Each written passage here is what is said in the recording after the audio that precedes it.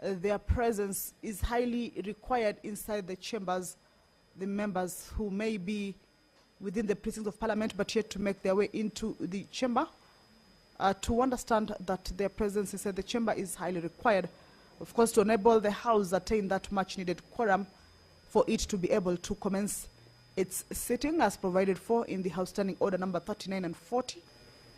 However, if this second round of the quorum bill lapses and the quorum are not raised, then the House will adjourn until this next sitting, which will be this afternoon at 2:30 in the PM. I can see one of the clerks, of course, counting the numbers of the senators inside the chamber, just to see whether that quorum is about to be raised or may have been raised for the House to be called to order and for the business to commence.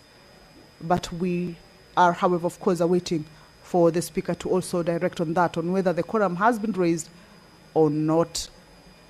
And, of course, we believe in a few. All right, let's listen in to the Speaker.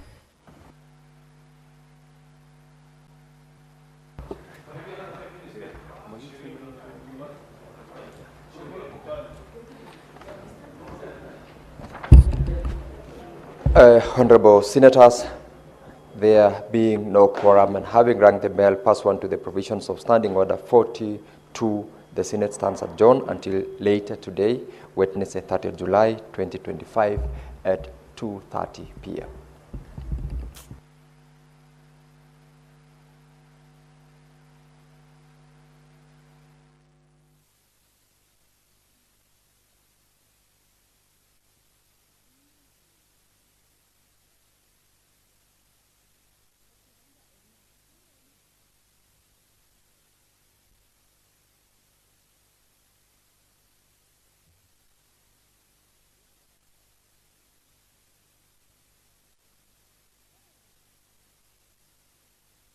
In the recent past, the Kenya Wildlife Service, KWS, appears to have overlooked the collaborative approach for the management of Watamu Marine National Park and Reserve.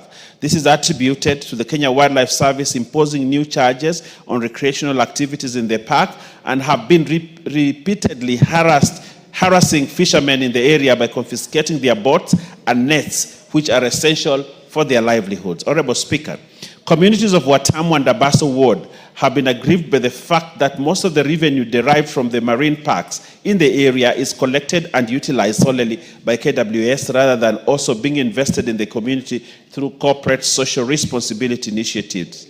Additionally, the Mida Creek landing sites remain ungazetted, hence landowners bordering it claim ownership of the riparian area, thereby hindering activities by the fishing communities.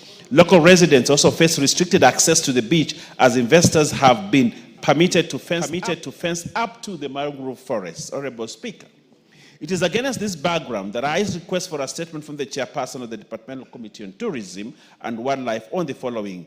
1. Efforts being made by the Ministry of Tourism and Wildlife to enforce a 50-50 revenue sharing deal between the Watamu Marine National Park and the Kilifi County government. And 2. An inquiry into the utilization of funds the Kenya Wildlife Services in management of Watamu Marine National Park and recommendation for corporate social responsibility initiatives within the local community. I thank you, Honorable Speaker. Thank you. Chair, Tourism and Wildlife. Any member of that committee? Any member of Tourism and Wildlife Committee?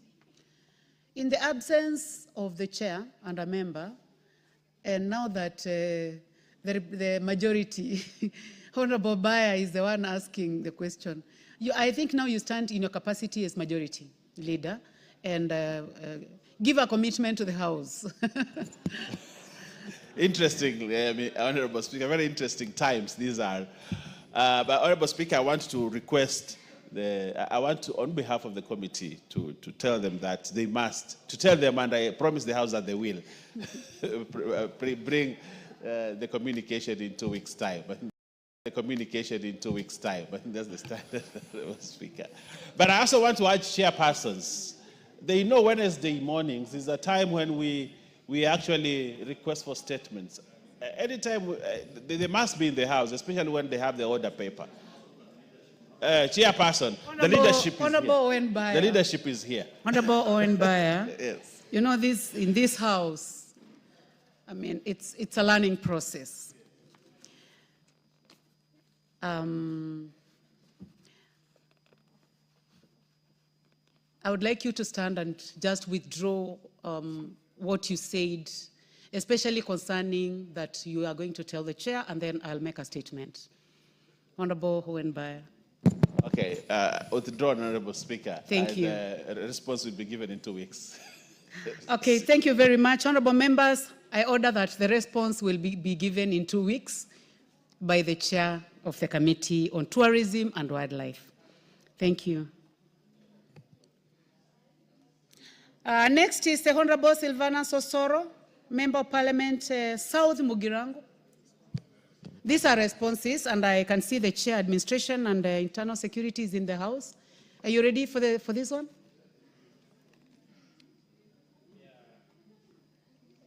Are you ready with the response? Yeah, I'm ready. But now I would like to know whether Osoro is not in the house. So I've got 2 statements, Madam Speaker, to respond to. The one, especially the one for the Honorable Silvana Sosoro, is not in the house, is in a different engagement concerning the house. You may table the response to the statement.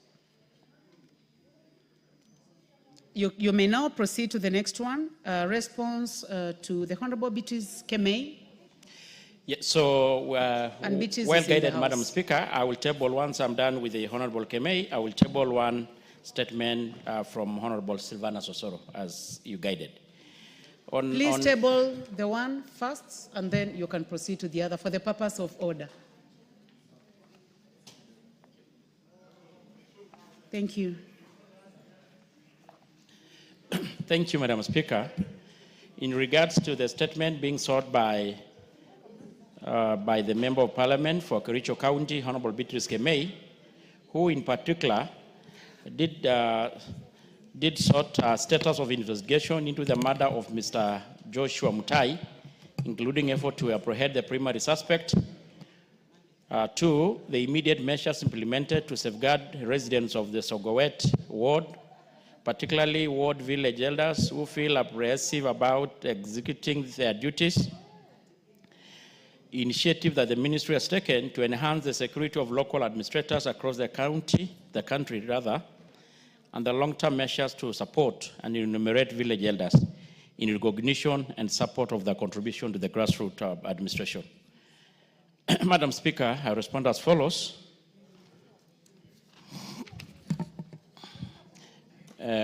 Madam Speaker, on the 6th February 2024, Mr. Joshua Mutahi, the now deceased, in the village elder of Kapkayo village, was sent by the Assistant Chief of the Kibeneti sublocation, Mr. David Lagat, to deliver a summons issued by the Kericho County Children's Office to Franklin Kipkoech, alias Samuel, the prime suspect in the murder.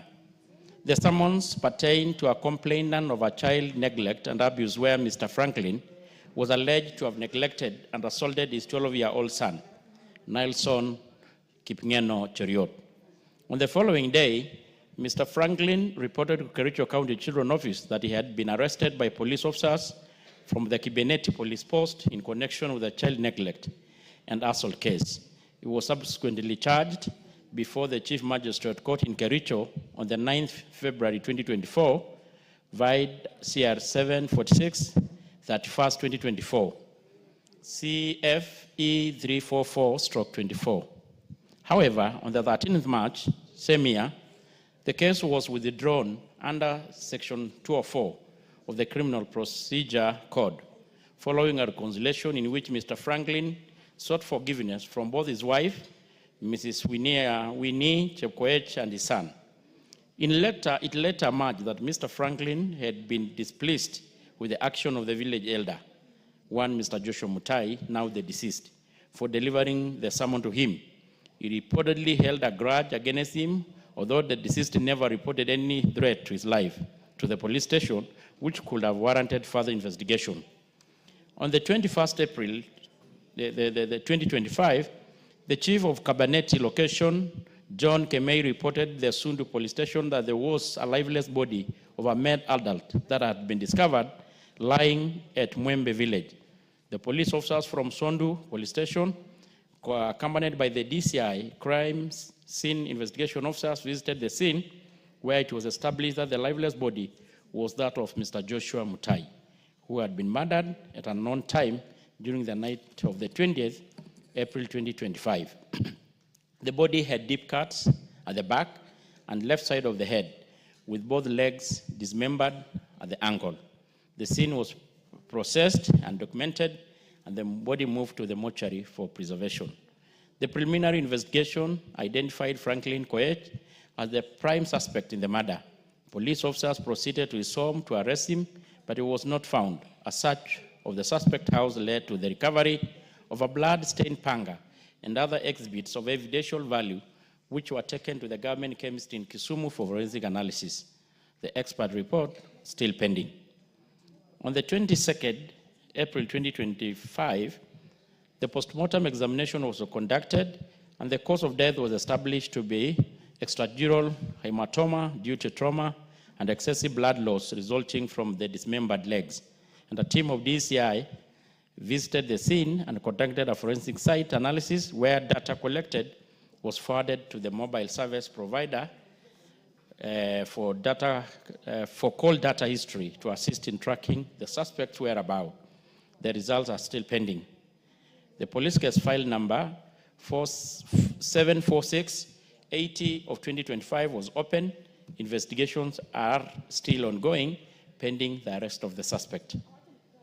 On the second question, Madam Speaker, on how the immediate measures implemented to safeguard the residents, Honorable Madam Speaker, the police have intensified both mobile and foot patrol in the key areas to beef up security and data criminal activities, and the community forums and consultative meetings are being held with the local residents.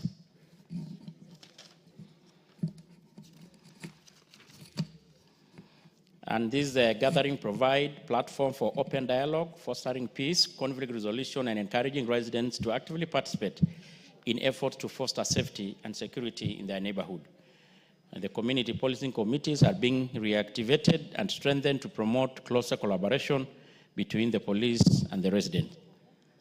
Madam Speaker, the survey circulated a toll-free Fichua kwa DCI hotline 0800-722-203. Honorable Speaker, on the third question, on what initiative has the ministry has taken to enhance local administration across the country, the government has implemented several measures to enhance the security of chiefs and assistant chiefs due to increasing threats, especially from criminal gangs during conflict situation. These measures include, and so important actually, Madam Speaker, is the launch of the National Government Administration Police Unit. The officers will be accompanying the officers during their duties. So, Madam Speaker, this is a unit, a formed up unit, which was just launched recently, which will help our Ngao officers when they're executing and performing their duties.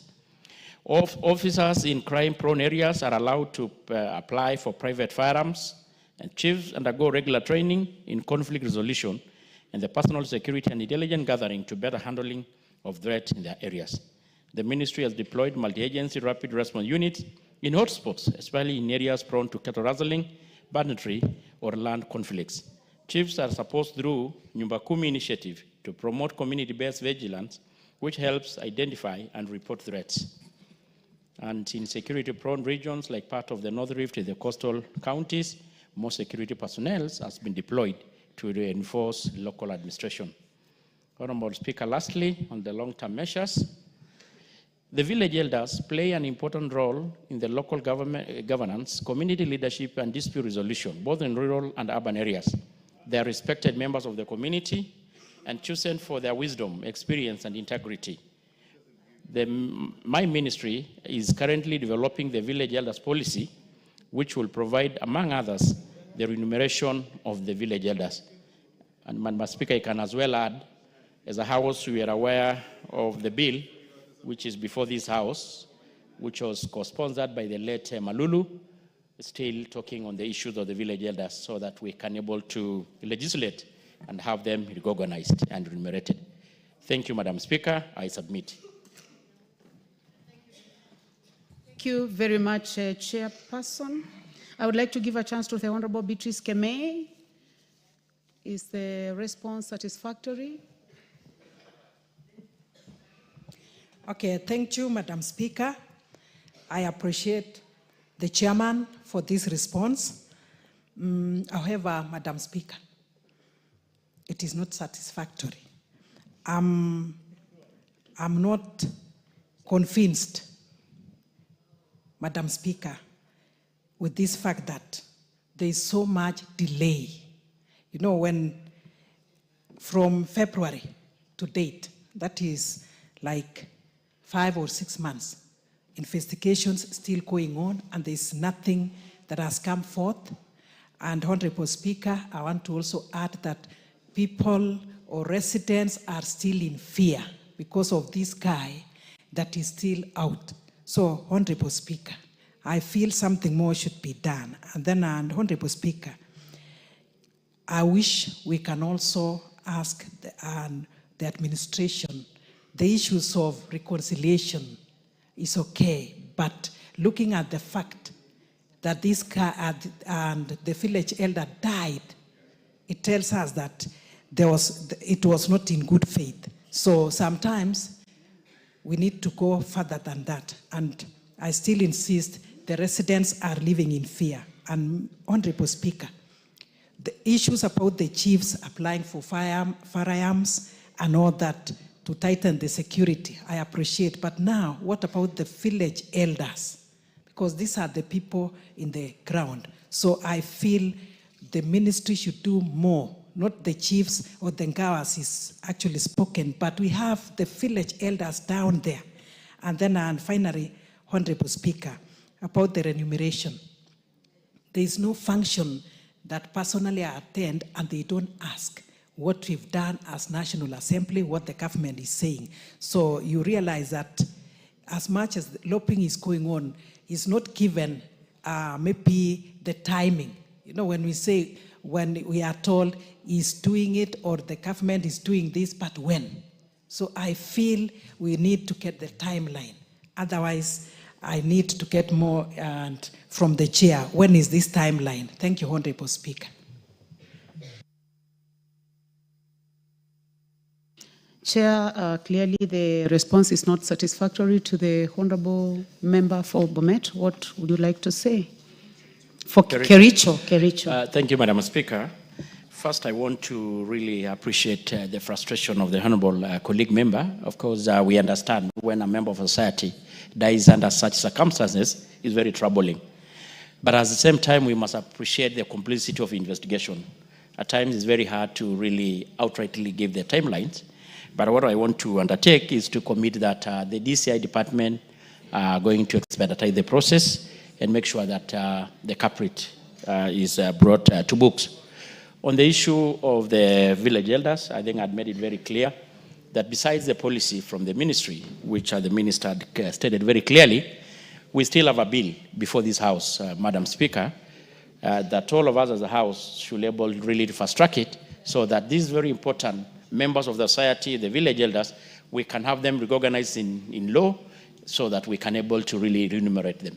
And I think it's upon all of us as a House to fast track that bill, Madam Speaker. Can we give these timelines? Can we say that in the next 1 month, so that she also, the Honorable Member has information to take back to the people who have elected her. So can we give it 1 more month? Yeah, I will try, Madam Speaker. In 1 month? Yes. In that 1 month, you will bring a report to this House regarding whether the matter has been handled. Thank you. Well guided, Madam Speaker. Honorable members, before we move to the next, seated in the public gallery this morning, we have students from DON, St. Philip's JSS School from Imenti North Constituency, Meru County. We have students from Mitero Silver Springs Academy, Gatundu North, Kiambu County, St. Clear Catholic School, Sigowet Soin constituency in Kericho County. And seated in the speakers gallery this morning, we have PAG Jerusalem GSS students from Chesumei, Nandi County. And I would like to give a chance to the member for Kericho County to welcome those students to the house. All students are welcome, but please proceed to welcome all of them for us from different constituencies. Thank you, Madam Speaker. I want to take this particular moment to welcome students who have visited this honorable house from different parts of this country. It is very important for students to know what is going on. Honorable Speaker, when we were in school, we used to debate, and talking of Madam Speaker, but there was no Madam Speaker, it was only Mr. Speaker. I don't know why there was no Madam Speaker by then. So whatever they are doing in school, the debating club, they have come here to see in reality. So I want to ask the students to work very hard.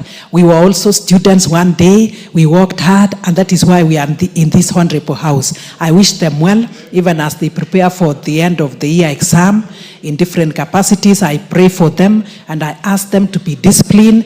And as I stand, Honorable Speaker, I also want to say, girls, to work hard and to leave early pregnancies, abortion, and anything that is related with them, with that, Honorable Speaker. And I ask the community to take care of our students. Boy child is endangered, and we pray that in school they work hard and they be protected. Honorable Speaker, once more, I welcome them. Thank you very much. Thank you very much, Member for Kericho County, for those kind words of welcome to our students. Now we will move to the response to the Honorable Walter Owino, Member of Parliament Awendo, and the response will be given by the Honorable Kiragu. You may proceed, Honorable Kiragu. Thank you, Madam Speaker. I have the statement that is signed by the chair of trace the Honorable Walter Owino. Oh yeah, you are in the house. You may proceed. Yes. Honorable Speaker, the member for Awendo, Honorable Walter Owino, MP, requested for a statement from the chairperson of the Department Committee on Transport and Infrastructure regarding the safety of road users along the Isebania-Kisii-Ahero road, addressing the following. 1. The steps being undertaken by the Ministry of Roads and Transport to erect speed bumps along the Isebania-Kisii-Ahero road, particularly from Ruerin and Awendo town centers, to regulate high-speed vehicles on the road. 2, the measures put in place to ensure the safety of road users along the said road, especially for the student teachers and staff who require pedestrian pathways for safe crossing. And 3, plan, if any, to upgrade the Isebania-Kisii-Ahero road to a dual carriage, being a significant link to A1 road traversing various countries. Honorable Speaker, the committee received a written response from the Ministry of Roads and Transport on 14th May 2025, and now wish to make the following comment. 1, regarding the steps being undertaken by the Ministry of Roads and Transport to erect speed bumps along the Isebania-Kisii-Ahero road, particularly from Ranen to Awendo town centers, to regulate high-speed vehicles on the road. The ministry submitted that there are 2 complete sets of bumps with the rumbles strips on each approach between Ranen and Awendo towns that have been installed to regulate vehicle speeds, enhance safety, and facilitate safe pedestrian crossing. The ministry, through the Kenya National Highway Authority, KENHA, will install additional speed controls measures, including road signs, in the maintenance contract to commence in the financial year 2025-2026. 2, Madam Speaker, regarding the measures put in place to ensure the safety of road users along the said road, especially for the students, teachers, and staff who require pedestrian pathways for safe crossing. The ministry submitted that pedestrian pathways have been provided at Awendo Bridge. Currently, road markings is ongoing to demarcate the designated pedestrian crossings point clearly. 3, regarding plans to upgrade the Isibania-Kisii-Ahero Road to a dual carriage, the ministry submitted that considerations for dualing the road will be done when traffic surveys justify the need. The section between Kisii town and Suneka has been dualed to accommodate the high volume of traffic. Madam Speaker, I now go to summary of the payment status for the Isebania-Kisii-Ahero road projects.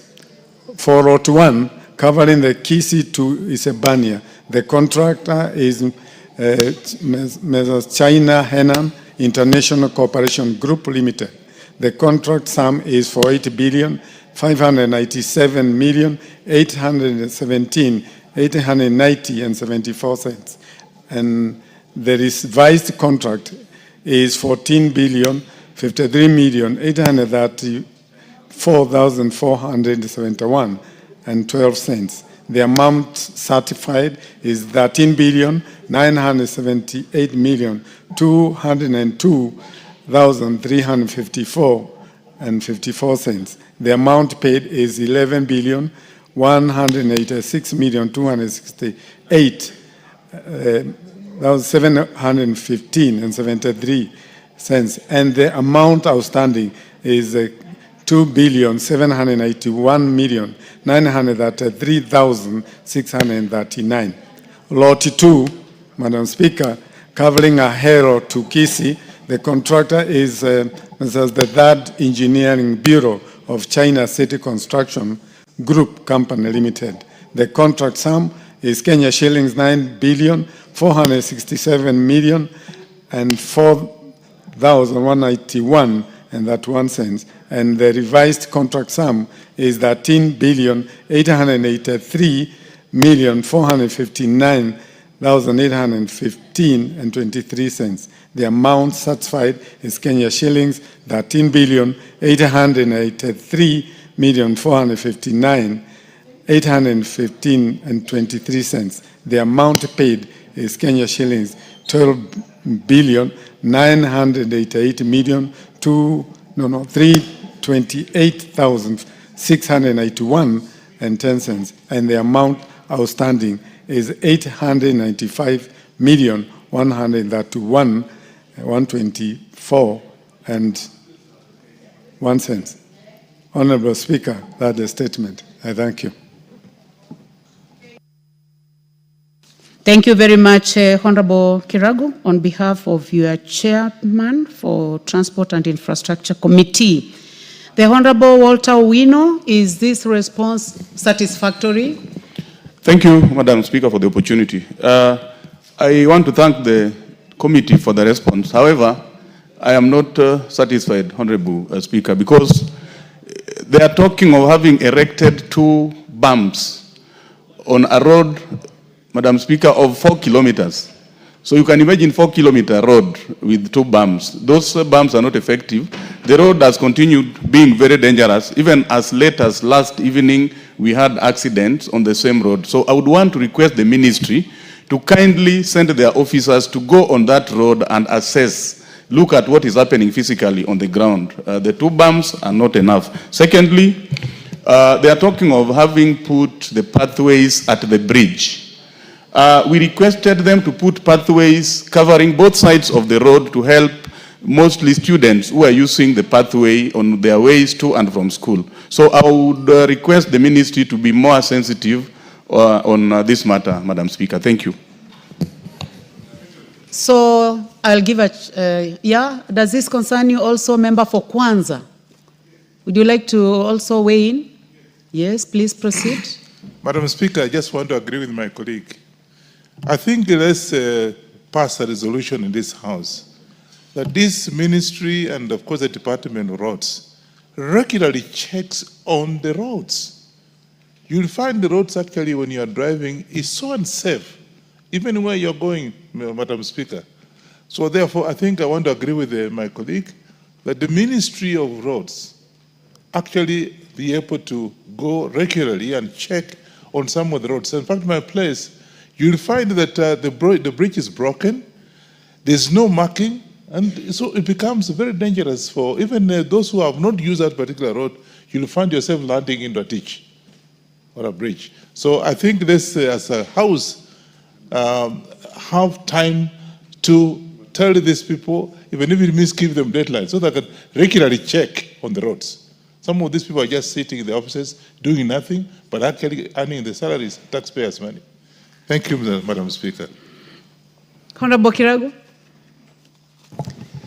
Madam Speaker, I seriously take the comments given by my very good friends. And Madam Speaker, on matter of bumps, it is true that they help on matters of safety, but Madam Speaker, it's also good to know that bumps also have been known actually to cause accident, particularly to some people when they are not properly marked. So I take your statement seriously. We will make sure that the ministry or the department concerned will undertake a revised safety evaluation of the sections that have been mentioned so that we provide safe ways of transport between those areas, and particularly those areas where the students have to cross. I thank you. So I would like to encourage further engagement with the committee so that you're able to invite the Honorable Walter Owino, member for Wendo, especially on the day that you are dealing with the Director General. This is Kenha, right?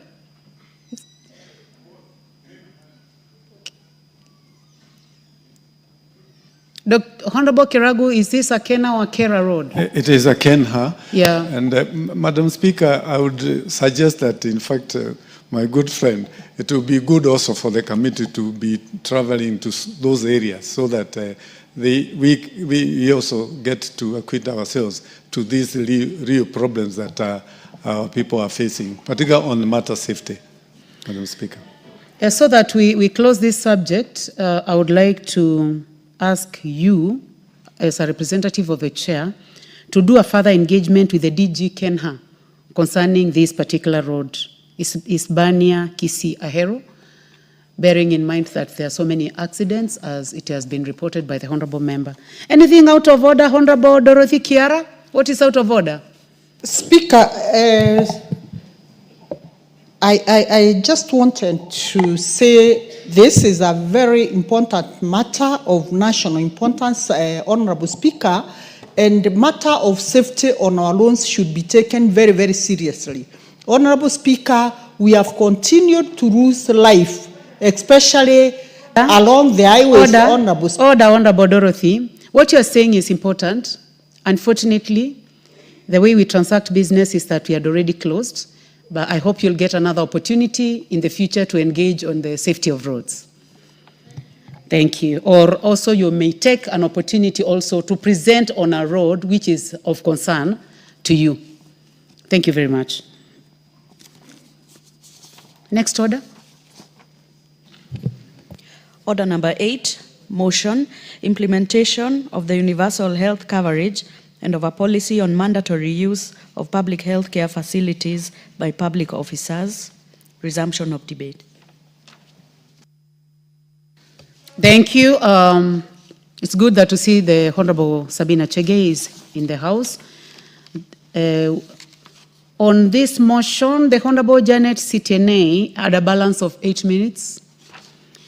Since she is not in the House, now the debate is open for any other member who may want to contribute on this matter. So, honorable members, I see that there are several people on the screen. Those who are interested on the matter of this motion on UHC, you may hit the intervention button.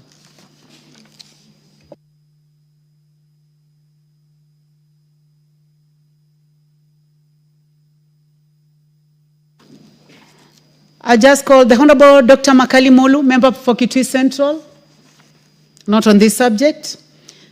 The Honorable Charles Ngusia Nguna, member for Mwingi West, CNN, not on this matter. And the Honorable Dorothy Kiara, nominated member, is it on this matter of UHC?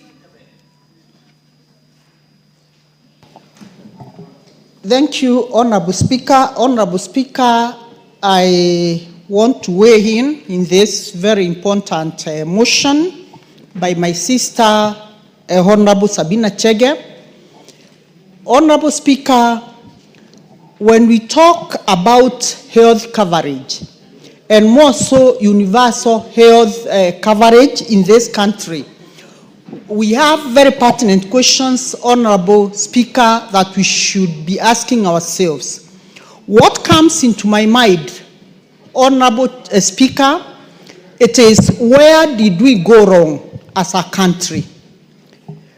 This motion is tracking us back to the years, back to the 60s, 70s, 80s, when we never used to have the many hospitals that we have today, which are private in the name. And Honorable Speaker, it is important to note that during the 70s, we used to have government-maintained run hospitals, which were doing very well. And Honorable Speaker, as we went down the lane and thinking that we are becoming more advanced, we started ruining these institutions ourselves as leaders, Honorable Speaker, such that we withdrew slowly by slowly those that felt we were a little bit endowed and started visiting private entities. And because of that, Honorable Speaker, the public institutions were left at the mercy of no one. Honorable Speaker, the question that we must be asking ourselves today, we as leaders, and I want to strongly say it is good that Honorable Sabina Chege is proposing mandatory usage of government institutions. But for real, the first steps that we must undertake, it should start from us. We should have a strong undertaking that what is it that we can do so that we make these institutions the most favorable institutions and destination of choice for all of us when we are sick. Honorable Speaker, it is very pathetic that today, if you go to most of the public institutions, you'll find queues running there, you'll find people in hospitals, but you realize that they are not getting the services that they deserve. Honorable Speaker, it is up to us as leaders today to make very deliberate moves to ensure that these public institutions that we are talking about, one, they are properly maintained. And I want to bet and say most of the public institutions have the best doctors. But doctors in hospitals where they don't have the necessary equipment, machines to treat their patients.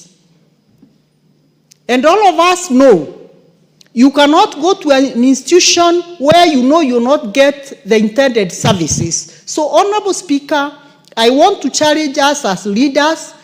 Let us now brace ourselves, sit down, and become very intentional in how we want these public institutions to be run.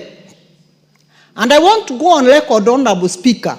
Today, as I'm talking here, I want to say these public institutions are improving tremendously.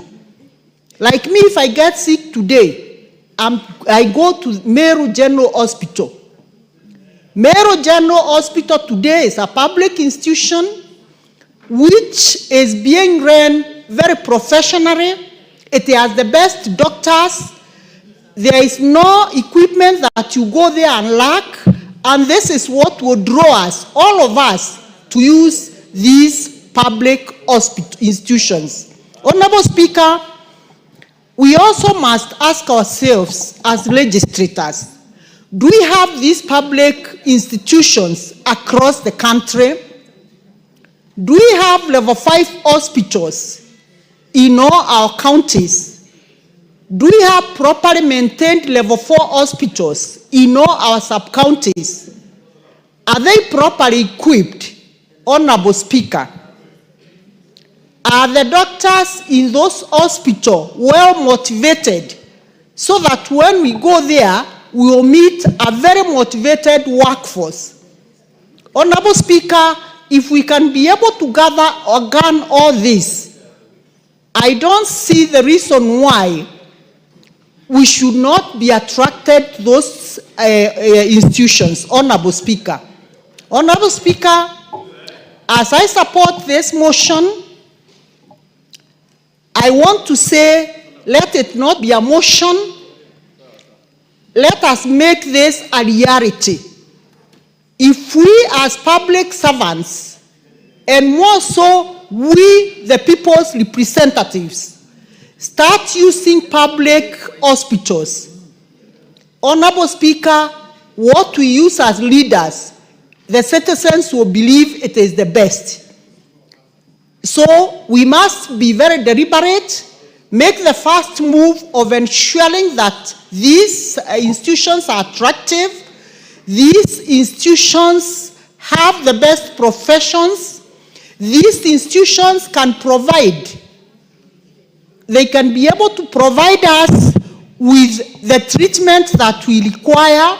And Honorable Speaker, if people in my village know I use the Meru General Hospital for my treatment, and that is where I take even my children, there is no reason why the public will not be able to go there also. So, Honorable Speaker, I want to say I support the motion, and I want us to move from it being a motion and make it a reality. Thank you, Madam Speaker. Thank you very much. The Honorable Rueda Obo, member for Lamu East. Asante Bi Speaker. Nami nichukue nafasi hii nimpongeze Mheshimiwa Sabina Tiege kwa kuleta mswada huu. Kwa hakika ni jambo la maana sana. Na ni kama kutuamsha. Lilikuwa lifanywe kitambo zaidi. Lakini sasa ni kama kutuamsha. Naomba inshallah hawa implementation committee ifuatilie jambo hili na liwe lenye kufanyika. Kusema la ukweli, rais wetu mpendwa ana nia mzuri na nchi. Na hili jambo la insurance ni jambo zuri. Kila Mkenya akipata hii insurance, sisi tutakuwa na utajiri. Manake sana michango ilikuwa inatuumiza. Sasa yeye amepanga mipangilio, sio kwamba wale walioko makazini peke yake ndio wanapata hii huduma. Hata wale mama mboga, hata watu wa bodaboda ambao hawajaandikwa kazi wanaweza kuwa kupata hii insurance, bora tu wajiandikishe. Na ni vizuri tuangalie mbele ili hili jambo lifanikiwe. Baadaye sisi kuna maisha baada ya siasa. Hatutakuwa hapa bunge siku zote, lakini tutakuwa tumeweka miundo misingi ya vizazi vijazo. Hizi sasa ni kufanyia bidii, sio kulipinga. Kufanyia bidii vipi? Kama huu mswada umekuja na Mheshimiwa Sabina, itaboresha. Na tusianze kusema, tunasema tuanze na action sisi wenyewe hata kabla huu mswada kumalizwa au implementation committee kufanya chochote. Sisi wenyewe kama wabunge tutoe mfano. Kama mtu amekuwa mgonjwa, tuanze kwenda. Ndio zile hospitali zitaboreshwa. Kwa mfano mimi nikiwa mgonjwa nende King Fahad Hospital pale Lamu au nende Faza Hospital. Mimi nishawahi kwenda Faza Hospital. Na kusema kweli mambo yanafanyika. Ni kuboreshwa sasa yawe vizuri zaidi. Nimekuwa na mzigo mkubwa pale Coast General Hospital. Coast General Hospital recently mimi hii last week, wiki iliyopita, nimekuwa na wagonjwa wawili ICU. Na nimehakikisha, nimethibitisha mimi mwenyewe inalipwa kila kitu. SHA imelipa kila kitu. Sasa vile anasema Mheshimiwa Sabina, kama kuna pahali serikali inaweka mkono wako wewe ndio upate hii insurance, basi mwanzo uende kwa hospitali za public, za serikali hizi. So kuna haja ya kuboresha pia, kuhimiza watu wote waende kule. Kwa mfano, kuna wakati mwanzo huu msaada utatusaidia sisi sana watu wa Lamu. Kivipi? Kuna wakati kuna mtoto wa mtu fulani anajulikana sana Kenya. Alikuja Lamu kujivinjari, akaenda kule Shela. Kule Shela kwa bahati mbaya akaanguka. Alipoanguka akabidi apelekwe hospitali ya King Fahd. Wakati huo ilikuwa haina oxygen. Ilibidi watafute njia za usiku kuja kumchukua yule mgonjwa. Na pahali kama Lamu ikifika saa 12 hakuna usafiri wa aina yoyote. Ndege jua likikuchwa haina ruhusa kuland pale, kutua pale Manda Airport. Barabara kuna curfew, huwezi enda. So Lamu imefungwa baada ya saa 12, hakuna njia yoyote ya kutoka Lamu na kuingia Lamu. Sasa ikiwa na mambo kama hayo, kitokea na dharura, tuseme emergency, huwa ni shida. Kama hiyo ilitokea, ilibidi tungangane kupata clearances abebwe, ikachelewa na ndio alifariki. Na mengi yametokea kama hivyo. Ilikuwa sisi paka tuende Kilifi au Coast General. Lakini kwa sasa kwa mipangilio hii iliyoko, mambo yameanza kuboreshwa. Pale King Fahd pia ni shukuru gavana wetu na serikali kuu wameshirikiana, sasa kuna oxygen plant. Na sasa yataka isonge kule Faza pia, kwa sababu zile shida zetu, changamoto zetu za kitofauti pale kwa sababu ya visiwa, kwa pia King Fahd nao ipate oxygen plant, ifike paka Kiunga, kwa sababu hakuna sababu ya kukosa kufanya hayo. Kwa sababu ya nini? Mheshimiwa Rueda, wajua kwa hili bunge linakutegemea sana kwa lugha ya Kiswahili. Sasa hii oxygen plant ningependa uliseme kwa Kiswahili. Nimekusikia pia ukisema hospitali ya public, angalau hiyo najua ni ya umma. Kwa hivyo mimi ningependa uzungumze lugha ya Kiswahili sanifu, kwa sababu tunakutegemea. Endelea na mswada wako. Endelea na kuzungumza. Asante. Kuna dakika chache zimebaki, lakini usituchanganye na Kizungu. Kiswahili kina ile inasema kama kitu hakuna kwa Kiswahili, oxygen tunaweza kusema oxygen. Unaweza kugeuza hivyo. Akiwanda cha oxygen unaweza kusema hivyo. Lakini alikuwa nataka nafanya Google awe rafiki yangu, lakini bahati mbaya sina time sahihi na hakuna mtu wangu karibu hapa akaniangalilia. Sasa hospitali hizi za zetu tulizonazo za umma, kama nimesema, sahihi SHA inatoa pesa, inaenda kwa zile hospitali, haiendi kwa hospitali ile ya county. Inaenda kila hospitali, zahanati zozote zilioko inaenda. Sasa kama kwa mfano pale kwangu Kiunga, kwa mara ya kwanza SHA imepeleka milioni 4. Wakati wote ilikuwa hizo nyuma county ikipeleka 250,000. Sasa 250,000 ilikuwa haikidhi mahitaji. Lakini sasa wamepata milioni 4, ni wajitahidi wanunue vitu, hospitali iboreshwe, na ndio tuweke hizi sheria ngumu ya kusema mtu yoyote wa county, sisi yoyote anaolipwa na pesa ya serikali asiende hospitali za kibinafsi, uende hospitali zile. Na tukiweka hizi hospitali kwa haraka zitakuwa mzuri. Manake ukiangalia mtu wa Kiunga aambiwe lazima aende hospitali ya Kiunga. Sasa yule daktari mwenyewe pia yake wa mgonjwa hata kuwa pale. Hao ward administrators wale wanafanya kazi pale, mahospidi manini wote wakue pale. Kila mtu atakuwa kwa upande wake, atahakikisha ile hospitali imekuwa mzuri. Hospitali zitaboreka kwa haraka. Mimi naunga sana huu mswada mkono, na tutataka hizi hospitali zetu ziwe mzuri, na tuanze sisi kwenda, ndio watu wataona haya mambo sio kusema tu, ni kusema na kutenda, na hii itabadilisha Kenya. Rais wetu yale nia yake nzuri itawezekana. Kusema ukweli, Bi Speaker, yani sisi hii SHA ndo sasa tunaona kweli mambo yanafanyika. Yani hospitali ya ndani hivyo kama Kiunga ipate milioni 4 kwa mara ya kwanza ilikuwa ni history. Na history zimekuwa nyingi, Bi Speaker. Barabara sasa hizi zimefanywa kwetu na rais wetu huyu. Mimi leo nimeingia nikidunda hivi. Nikidunda mwenyewe nikidunda. Leo najiona Mkenya. Kwangu nimepata barabara ya kwanza inchi ya kwanza ya tarmac. Nashukuru. Rais huyu kazi anatutendea. Na sisi tumsupport, tufanye kazi vizuri. Tuende mahospitali ya umma. Honorable Rueda. Thank you. We have schools. We have several schools, honorable members, you may have noticed, and I would not want them to leave before we recognize them.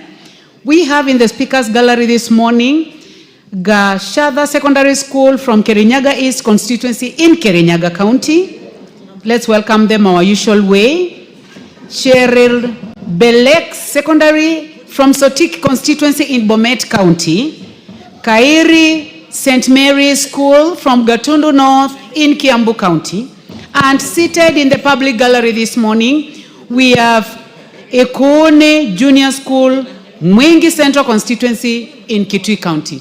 You are all welcome to the National Assembly to continue observing proceedings of the House. Thank you. You have 2 minutes. You have actually 1 minute and 12 seconds, Honorable Rueda. Asante. Ndio nimalizie.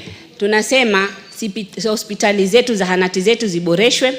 Kila hospitali, hata ile wanaita kiwango cha namba 3, cha namba 4, zote ziwekwe hizi viwanda vya oksijeni. Kila pahali ikitokea dharura iwe mtu atasaidika na watu wawe na moyo zaidi ya kwenda zile hospitali. Na madaktari wote wawe pale. Kama sisi Lamu Mashariki, hospitali yetu ya karibu ambao ni inaitwa level 6 ni hapa Kenyatta Hospital. Hii SHA ikifanya hivi itatusaidia sisi zaidi, tutasaidika. Manake hapa angalau kuna hospitali 6 za level 6 ambapo ziko kwa maeneo karibu huku. Lakini sisi ndio tunajua umuhimu wa SHA tukiwa mbali. Tukiwa mbali hospitali zetu zikiwekwa vifaa vizuri, huduma nzuri, tutafaidika zaidi. Hatuna haja kufanya safari kutoka Kiunga uje paka Kenyatta Hospital, ndio karibu yetu. Region yote ya Pwani hospitali ni sisi tunaenda kama referral, tunaenda Coast General. Thank you, Honorable Kagogo. Member for Marakwet East. Thank you very much, the Honorable Speaker. And Madam Speaker, allow me to congratulate my colleague, the Honorable Sabina Cheke, for this motion, very important motion.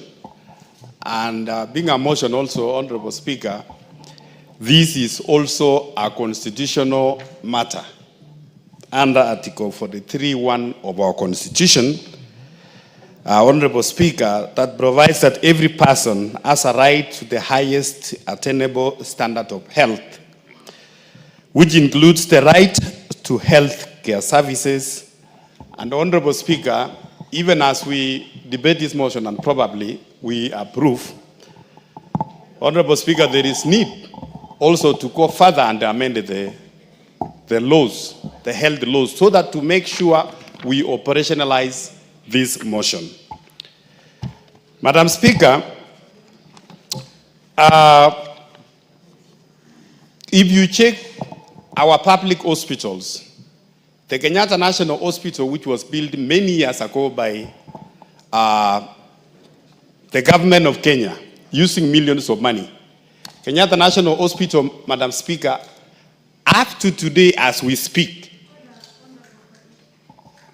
Honorable members, time for this motion has come to the end, and I give you 1 minute to conclude.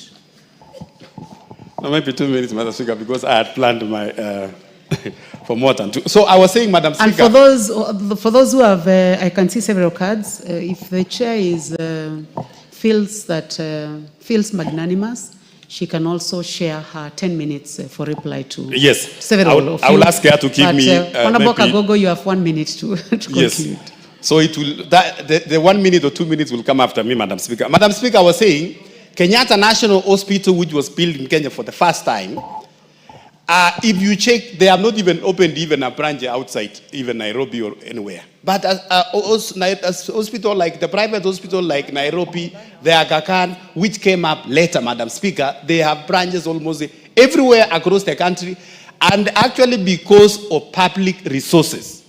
Because including the members of parliament here, Madam Speaker, even our medical scheme, many members, and or even no member, can go to Kenyatta National Hospital using the parliamentary service medical card we are given. Because one, we need to improve the facilities in our public hospitals. Number two, Madam Speaker, the doctors you will find in Nairobi Hospital, in Aga Khan Hospital, in Nairobi West Hospital, and all other public, private hospitals, Madam Speaker, they are the same public doctors you will find in Kenyatta National Hospital. Thank you. Thank you very much, Honorable Kagogo, and also our Chair for Water and Blue Economy. Now I'll give a chance to the Honorable Sabina Chege, a mover of this motion, to reply. You may proceed, Honorable Sabina Chege. Madam Speaker, allow me to, before I finish, I donate Honorable Emas had shown some interest, and Honorable Mulanya and Honorable Jaras. 1 minute each, and then Madam Speaker, I can conclude. Thank you. Thank you, Honorable Sabina, and I really want to appreciate you for bringing forth this motion. Honorable Speaker, there is need to increase the quality of care and services as proposed in the motion. And I just want to touch on two areas. It is not about the infrastructure, because most of the public institutions have the infrastructure. What we are lacking the most, one is staff. Enough doctors and nurses to offer the services. And two, we are lacking medication in these hospitals. Honorable Speaker, Kenyans have embraced SHA. Progressively, many Kenyans are registering. But I expect when as a person goes to the local dispensary, like Lukolis Hospital in my constituency or Alupe, they should be able to get the basic care and medication. But you'll find that there is even no painkiller. So we need it to improve, and we must start by... Thank you, Honorable Mary Emase. The Honorable Mulanya. Thank you, Madam Speaker. Madam Speaker, allow me to congratulate Honorable Sabina Chege for bringing this particular motion. And of concern on my end is that, yes, we have a policy whereby we have allowed civil servants and public officers to be treated using the insurance schemes they have in private hospitals. But what we don't know is that you go to Kenyatta Hospital, the best doctors are employed by the government. These best doctors are practicing at Nairobi Hospital. So these public officers now end up being to Nairobi Hospital by the public, by doctors employed by the public office from Kenyatta Hospital. So we end up sending money to private entities at the expense of government entities. Madam Speaker, allow me to congratulate Honorable Sabina Chege. I support this motion to have a mandatory use. Thank you very much. The Honorable Jalango, aka Jalas. Thank you so much, Madam Speaker. And on onset, let me thank Madam Honorable Sabina Chege for this motion. You cannot fight for something fully when you don't get benefits from it.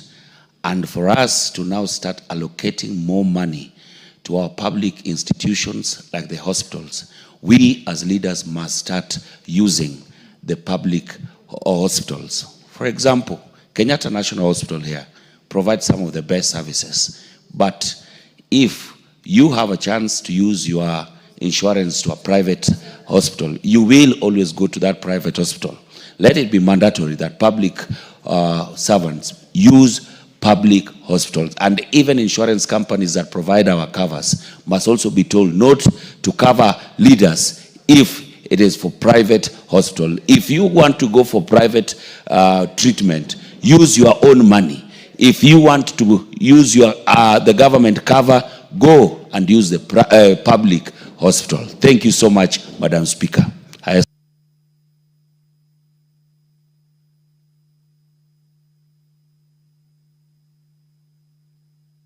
Definitely, I see your hand is up. What is out of order? Nothing is out of order, Mheshimiwa? I would like to hear him. Please give him the mic. There's nothing out of order. Honorable Dr. Guyo Jaldesa. Yes. What is out of order? It's not out of order. What I just wanted to make a small contribution to the debate. Yeah. You may get seated. I know you are a gynecologist. Actually, you would have done very well in addressing this matter. But those who are speaking now are those who have been lucky to have a minute donated by the mover. So you are not going to contribute on this one. You'll get another opportunity at a later time. Honorable Sabina, you may conclude. Thank you, Madam Speaker. First and foremost, Madam Speaker, I want to thank all my colleagues, honorable members of this House, for supporting this motion. As I said, Madam Speaker, having been a former chair of health, my own personal experience, I've had a father who has been sick for a very long time, so I've had access to both private and public institutions. Madam Speaker, I just want to urge members of this House that we have very good and qualified doctors in our public institutions. Madam Speaker, what we need is to finance enough these public institutions. Let them know that any minute, a member of parliament, a police officer, a senior teacher, might be head of public service, can walk into these hospitals so that, Madam Speaker, we will have these hospitals well prepared. The amount of money we have from our insurance that is covered by the government and that is by the taxpayers' money, it is enough. As we even said that the government needs to add more money, we might not even need to add more money, Madam Speaker, because from our insurance cover, that money can be plowed back. We'll have enough doctors, we will have enough staff members, nurses, we'll have clean facilities, Madam Speaker. And as one of the members said, Madam Speaker, about UHC, it's just about affordability. We're already giving money through SHA.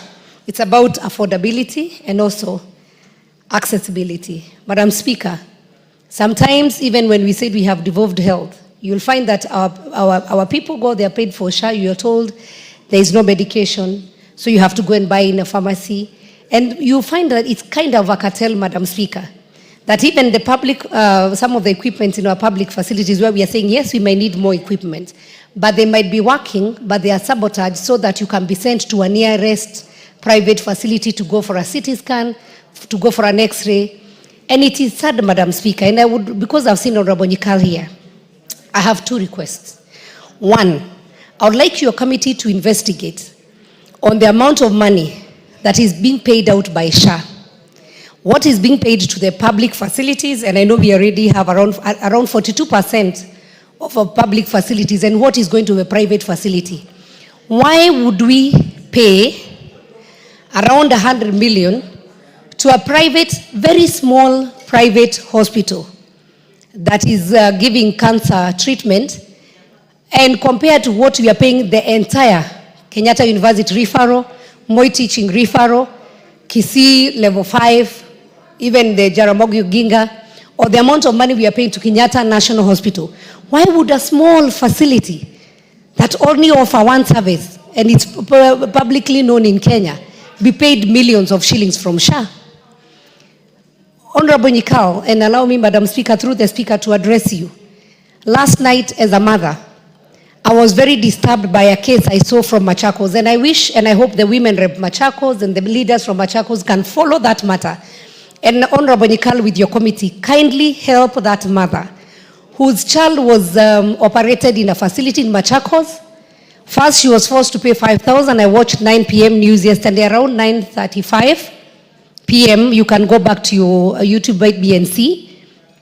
And then this child, the mother was forced first to pay 5,000 shillings. Then the doctor messed up with the child. The child needed emergency, so she even borrowed 50,000 to get an ambulance. And the ambulance, when they were leaving the hospital, they were meant to be taken for referral in Kenyatta Hospital. But then the mother ended up in a facility, small facility in Isili, where this baby has been held.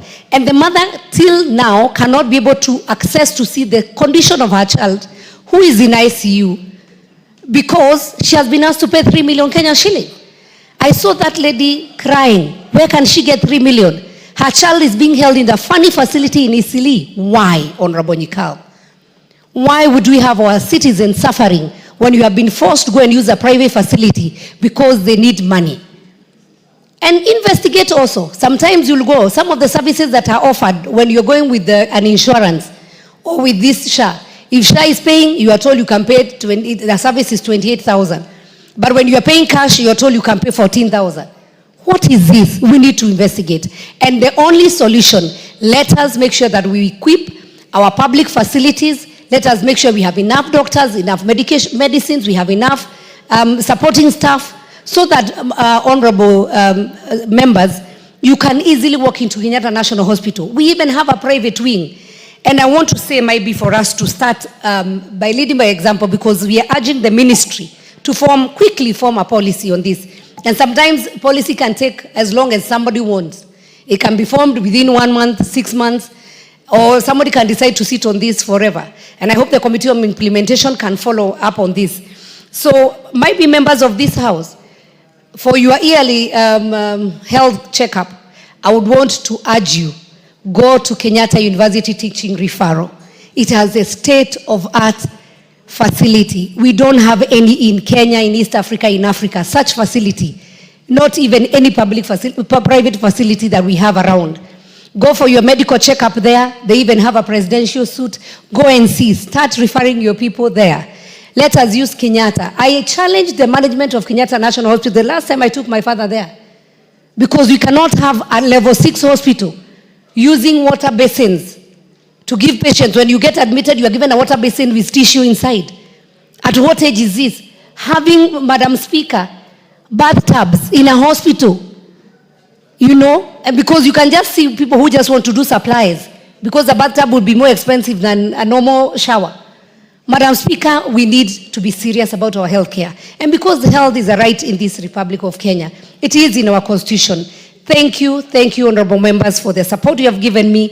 I know with this, we will have more better services being given in this, in our public facilities. Our doctors will be smiling. They will not go for strike because we'll have enough money to pay them from our insurances. Our nurses will be happy, our support staff will have clean facilities. And I thank you once again for the support. Thank you, Madam Speaker. Thank you very much, Honorable Sabina Chege. Next order.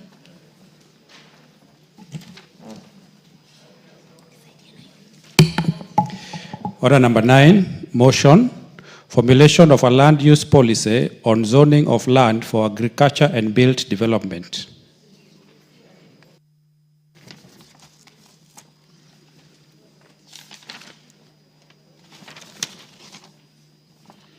The Honorable Timothy Wanyonyi, Member of Parliament. I can see that the Honorable Wanyonyi is not in the House, so that matter is deferred to a time when it will be next scheduled by the House Business Committee. Next order. Order number 10, the Breastfeeding Mothers Bill, National Assembly Bill number 8 of 2024, second reading. Honorable Sabina Chege, you may proceed. Thank you, Madam Speaker. Honorable Speaker, I rise to move the Breastfeeding Mothers Bill 2024, the National Assembly. Honorable Sabina, to disturb you before you finish moving the motion. Honorable members, I would like to recognize students seated in the public gallery this morning. Honorable members, we have students from Emali, Sunshine Academy, Kajiado East constituency in Kajiado County, Mutini School from Boone constituency in Makwiny County, Kidhadhani School, Makwiny constituency in Makwiny County, St. Mary's Kibabii Boys, from Kandui constituency in Bungoma County.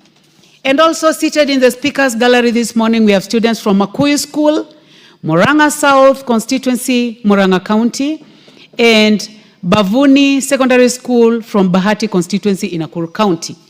I would like to request the Honorable Sabina Chege to welcome the students, and then as you continue.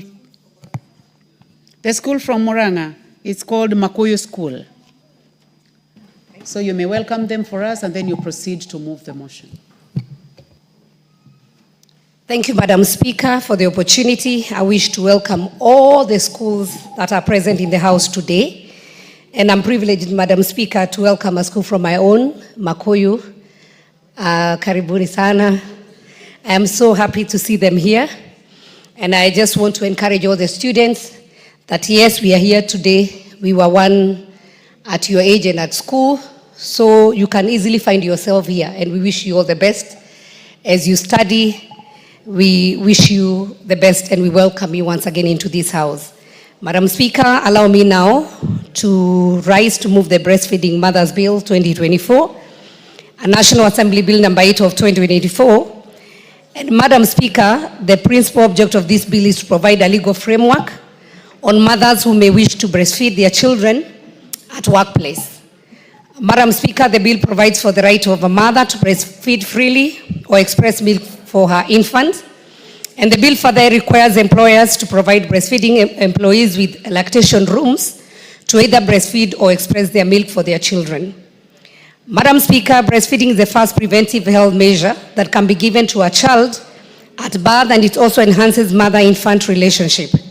It is nature's first immunization, enabling the infant to fight potential serious infection, and it contains growth factors that enhance the maturation of an infant organ system. And Madam Speaker, this also contributes to the whole being. Kenya is a signatory to treaties that provide for the right of an infant to exclusive breastfeeding for the first 6 months. The government should therefore promote and encourage breastfeeding and provide the specific measures that would present opportunities for working mothers to continue expressing their milk and breastfeeding their infant or young children. Furthermore, the practice of breastfeeding may save the country's valuable foreign exchange that may otherwise be used for milk importation. Presently, Madam Speaker, female employees exit the workforce or stop breastfeeding in order to secure their job security, which is very unfair. No woman should be forced to compromise the health of her child in order to make a living. We know, Madam Speaker, our maternity leave currently, maybe this is something that we needed to look at the labor laws, allows only a maternity leave for 3 months and a paternity leave for a month. Madam Speaker, the recommendation for exclusive breastfeeding where a child should not be given anything, including water, for 6 months, then he does a mother who needs to report to work after 3 months. So that means the option that is required is for this mother, Madam Speaker, either to start giving the other milk, which I don't want to call the names. We have categories of various imported milk that we have in this country, or you have to breastfeed, Madam Speaker. Madam Speaker, I want to give my personal experience because I got my baby 10 years ago when I was still serving in this house. And it was torture for me when I came back, Madam Speaker, to look for a place to express my milk because I'm one mother who believes in breastfeeding a child for 2 years, not 6 months. And so after my 3 months, Madam Speaker, I had to look for a place where I'll be expressing my milk. And I will tell you, it's a shame, Madam Speaker, that in this house, even now as I speak, the only crochet that we have, it is very far, somewhere near Red Cross, for the people you know where Red Cross is. And it's not really an environment that you feel comfortable. So I ended up going and chasing my driver in the car to sit down and express my milk, and I had to get a very special bag to be able to carry that milk home so that the milk doesn't spoil, for the child to take the milk when I'm away. So, Madam Speaker, in this bill, Part 1, Clause 1 and 2 of the bill provides the preliminary matters, including the title of the bill and implementation terms used in the proposed act. And in Part 2, we have Clause 3 to 10, where the bill provides for the fundamental principles and rights at work for a breastfeeding mother. It provides for the right to freely breastfeed or express one's milk for the baby. It also places an obligation on employers to provide breastfeeding working mothers with rooms to either breastfeed or express their milk. It also provides for standards of such rooms. Madam Speaker, if you go to our airports, and this happens, I don't know whether it's only in Africa, because when you travel, and I know you have traveled, you go to the airports, you go to Dubai, you go to the major airports that you know, Heathrow and the rest, you find that there are very specific rooms for mothers to breastfeed or even change their children. But come home, the only place you find like a small table, it is in the toilet, Madam Speaker. And we know those young ones, they pick infections very fast. So we are saying move the breastfeeding mothers, move the mothers who have these children, the small babies, from toilets to a room in any building that can just be a clean one, provide a comfortable seat. It's not expensive, Madam Speaker, just a room. We have very many high-rises in this country. So even in this house, Madam Speaker, just near here, where a mother doesn't need to miss a bill or to come to the house, around here where we have the offices of the leadership here, we can get one room, Madam Speaker, where you can get a seat, where we can get a small fridge. I can put my milk there, and when I'm going home, I pick it up, and I label it very well, Madam Speaker. So the bill further provides for baby changing tables. This is important because the greater majority that is public find it unsanitary to change a baby in public setting, such as restaurants, Madam Speaker. We have seen women being chased in restaurants because they are told they are showing their breasts when they are breastfeeding their children. Madam Speaker, I want to congratulate the government, especially on the new markets that they are doing, that these new markets now have a place so that ule mama mboga, the mother who has carried the child to go and sell nyanya, tomatoes, to go and sell mboga, that she can be able to have a very nice and decent place to change even a nappy of her child. So we're not just talking about working mothers, but even the ones who are working in informal sectors, that even in our marketplaces, we can have those rooms specifically for those mothers. They can change. Maybe a child can take a nap, or Madam Speaker, they can also be able to breastfeed in privacy and in decency, Madam Speaker. Madam Speaker, this provision will also cater for persons who are traveling from long distances in the accompaniment of babies, ensuring that in each public restroom, a baby changing facility is provided. This part also provides for a general offense under this act. So whether we are having bus stations, we have long distances buses. So where we have bus stations, we have a specific room, not inside the restroom, Madam Speaker, but at the side where these mothers can change and breastfeed their babies. Part 3 of the bill, we have clause 11 to 12 that provides for power of the Cabinet Secretary to make regulations for the better carrying out of this proposed act, Madam Speaker. Madam Speaker, as I ask Honorable Wanyonyi to second, because I want he for she, the men who stand for women. And we want to appreciate, Madam Speaker, that bringing a life, having a child, is very important. Many women are opting not to have children. We need to have our babies. So the ones who choose, and especially the young girls, in this house, I understand we didn't have a breastfeeding place, because then the ladies who were appointed or nominated or came to Parliament were past their childbearing age. But now, Madam Speaker, we have honorable members who are less than 30 years. Some are getting married when they're in this house. So they will not stop giving birth, because now they are members of Parliament. They are human beings. They need to have their children, and we don't need to limit any one of them. Let us lead by example from this house to any public facility. Order, Honorable Sabina Chege. Honorable Charles Ngusi Anguna, member for Mwingi West, what is out of order? What specifically is out of order? Thank you, Madam Speaker. There's nothing out of order. I'm just enjoying the way the motherly character of Sabina Chege is trying to express this motion with a lot of emotions, and also I fully support it, but I am looking forward to contributing it because I'm a new father in town. I'll take that to be part of canter and banter for the House and allow the Honorable Sabina Chege to proceed. Allow me to congratulate Honorable Member for being a new father in town. Well done. And Madam Speaker, I also want to speak to our girls and tell them breastfeeding is fashionable.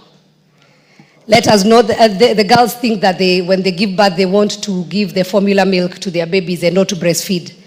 Breastfeeding, the breast milk is the only nutritious 100% that has all the nutrients that a child needs, including the growth of a brain of a child. And I am very sure Honorable Dr. Nikal will speak about the importance of that 6 months exclusive breastfeeding.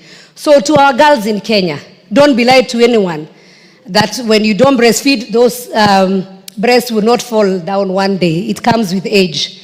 So breastfeed is better for the breast to fall for a reason, instead of you saying you want to deny your child that natural immunization, those natural nutrients that are needed there. And I strongly believe that no woman should be forced to compromise the health of her child in order to make a living. Because a lot of institutions, and want to give a warning, they will say when you get employed, when you get pregnant, go home. Or when you have to report at this time, I urge the employees, the employers also, Madam Speaker, to have reasonable working time for the breastfeeding mothers. You have been a mother like me. You know when your breasts are full of milk, you cannot concentrate. So when especially that milk is full and start coming out, it becomes very uncomfortable for a mother. So for the employers, let the breastfeeding mother come, might be slightly late, might be at 10, let them leave early. It is just a matter of 6 months. And because there is 3 months for the leave, maternity leave, so it might be 3 months only. But that mother is going to be more productive. She's going to be more happy. The child is going to be more healthy. And so, as I conclude, I wish to state that I believe that this bill, when enacted into law, will go a long way in protecting the right of breastfeeding mothers and preserve their dignity at work and in public places. It will ensure that the women are not discriminated from employment based on childbirth and the conditions that they come with it. Madam Speaker, I want to thank the committee that handled this matter on the social protection. Honorable members, you can have a copy of a report that the Committee on Social Protection considered this bill. We went through a lot. I want to also congratulate many institutions that came in to give their views. Madam Speaker, there were many of them. I'm trying to see whether I can be able to get them. We have the Kenya Association of Breastfeeding, Kenya Bankers Association, DONA International. We have Kenya Demographic and Health Survey, Kenya Private Sector Alliance. We had even Uhuru Community Development Project that came in, Lactation Education Consultants, the University of Nairobi, and we had many other people, even individuals who came in. I was trying to look for a name of a lady who came in.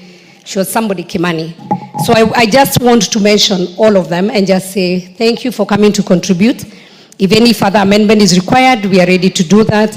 But Madam Speaker, I now want to call upon Honorable, as I urge the House and the members to support this bill. By the way, it is the third time, Madam Speaker, this bill has come. I don't know who normally kills it. It has been passed in this House 2 times, first Parliament, then second Parliament, the 11th Parliament, 12th Parliament, Madam Speaker, but somehow it was killed somewhere, I think in the Senate. I now thank God that it is being dealt now in this House. And so I hope, Madam Speaker, that once we pass it, it will become into law. And the mothers of this country will forever be grateful. Thank you, Madam Speaker. I call upon Honorable Wanyonyi to second the bill, he for she. Thank you. Please proceed, Member for Kwanza, Ferdinand Wanyonyi. Thank you very much, Madam Speaker, for giving me this opportunity to actually second this motion by dear lady. What is out of order, Honorable Member for Westlands? Madam The Speaker. Honorable Tim. Madam Speaker, I wanted... The Honorable Tim Wanyonyi. What's out of Madam order? Speaker, I thought the Honorable Sabina Chege meant me, not Ferdinand, to second the motion because she just said Wanyonyi and I saw Ferdinand shooting up. I thought it was me.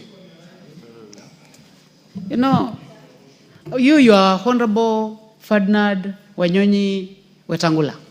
No, team. Honorable Team Yes. Wanyonyi. And I'll add Wetangula. No. But the Honorable Sabina Chege was very clear. He said the Honorable Ferdinand Wanyonyi. Yes. But I am going to give you the opportunity, the first opportunity, purposively, and also on the request of the mover. You may proceed, the Honorable Member for Kwanza. I hope I've not taken over your chance. I think we'll be able to be given a chance to talk. I think what I want to do is to second the motion by Honorable Chege. And I want to say the objective of this is that the private, I think I've just listened to what he has said. And the legal framework of this is that I think the mothers, and we all know that, some of them actually are children who are born when they are working. And the objective of this is that the children should actually be given a chance to be fed by their mothers. And therefore, I think, Chege, I think you're very right to have come up with this motion, because then, of course, breastfeeding of the children is very important. We all know I'm a parent, and I think now I'm almost a grandfather. And I'm telling you now, if you don't know that, I'm telling you, I'm almost a grandfather. And the whole idea is that the employers normally are very particular, and maybe this particular mother is doing a very important job in the organization. But then, of course, now that she has got a child, it's only fair that actually is given the chance to be able to feed the children or the child. Maybe some of them are twins, or if you've got 3 children, and therefore be given the chance to be able to feed the child. Because again, note that Kenya, I think, if I'm not wrong, is a signatory to this particular treaty, to provide for the right of the infant to be exclusively be fed by the mother for at least, I think it's 6 months. For 6 months, the child has all the right, exclusive right, by whatever international agreement, that the child for 6 months should be fed by the mother. And therefore, it's important that actually the government should actually promote and encourage the breastfeeding for the working mothers. We have cases where a mother, maybe because of her liking, but because she's so cohesive and so eager about the child, some of the mothers actually quit their jobs because of the breastfeeding. And of course, some employers don't care. So the child is actually there crying, what have you at home. The mother actually feels so humiliated, and therefore sometimes quit. Others, I think there are cases where the mothers, I think, are forced for that reason to come with vehicles and to start feeding outside. You think she has gone to the toilet, and yet she has gone to feed the child. That again, as mentioned by Honorable Chege, is not very good, because the condition at the toilet may not be very conducive for the child. Again, breastfeeding, you bring the child very close to the mother.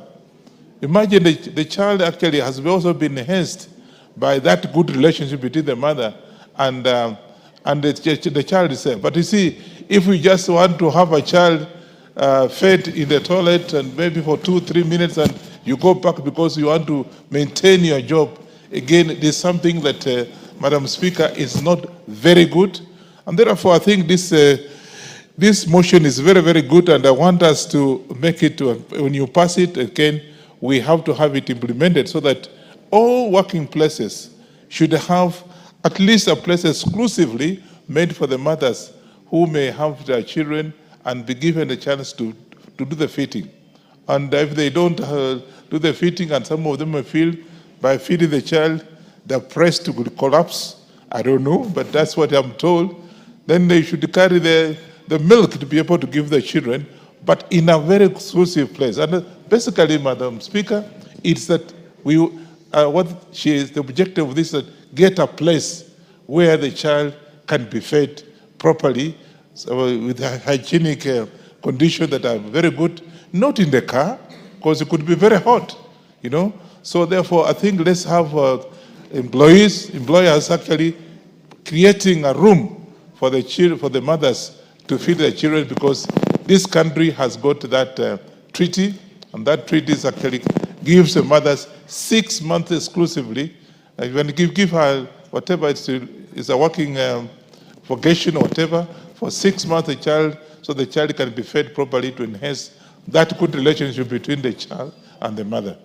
With those few remarks, as a grandfather, I support this motion, and I think let's go ahead and implement this so that it becomes actually a law that no employer will just be there just for the sake of it. It doesn't matter what it is. You must have an area where the child can be fed, or the mothers who are breastfeeding can have the opportunity to breastfeed their infants.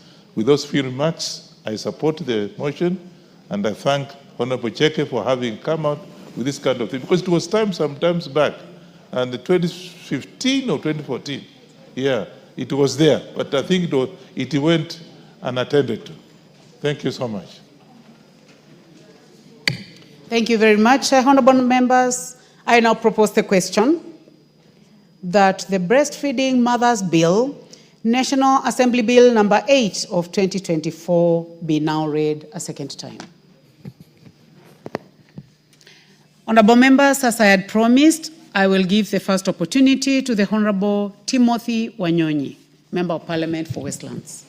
Thank you, Madam Speaker. First, I want to appreciate and thank Honorable Sabina Cheke for coming up with this bill. Madam Speaker, I believe that it will have been a natural thing that this breastfeeding should not even require legislation. It should be something that comes naturally. I feel that the mother, Madam Speaker, should never be ashamed to breastfeed a child in any place, in public and anywhere, Madam Speaker. I remember in the last parliament, I guess, Madam Speaker, the Honorable Suleha sneaked in the chamber with a baby tucked in her, and somebody said there was a stranger in the house. I think she was just minding the business, and she wanted just the child to be there with the mother. The setting aside, Madam Speaker, a place for mothers to go and breastfeed is something that is very, very good.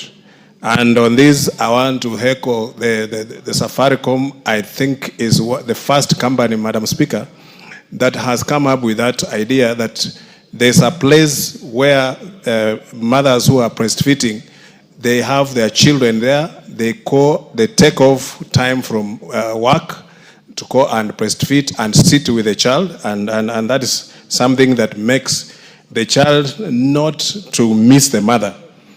Madam Speaker, breastfeeding the milk of the mother is very, very good, because it's the first line of immunization that a human being will develop, because the first 6 months of the mother's milk is what makes that child develop the immune system and also become a healthy child. So mothers anywhere, any place, they should never be ashamed when they want to breastfeed.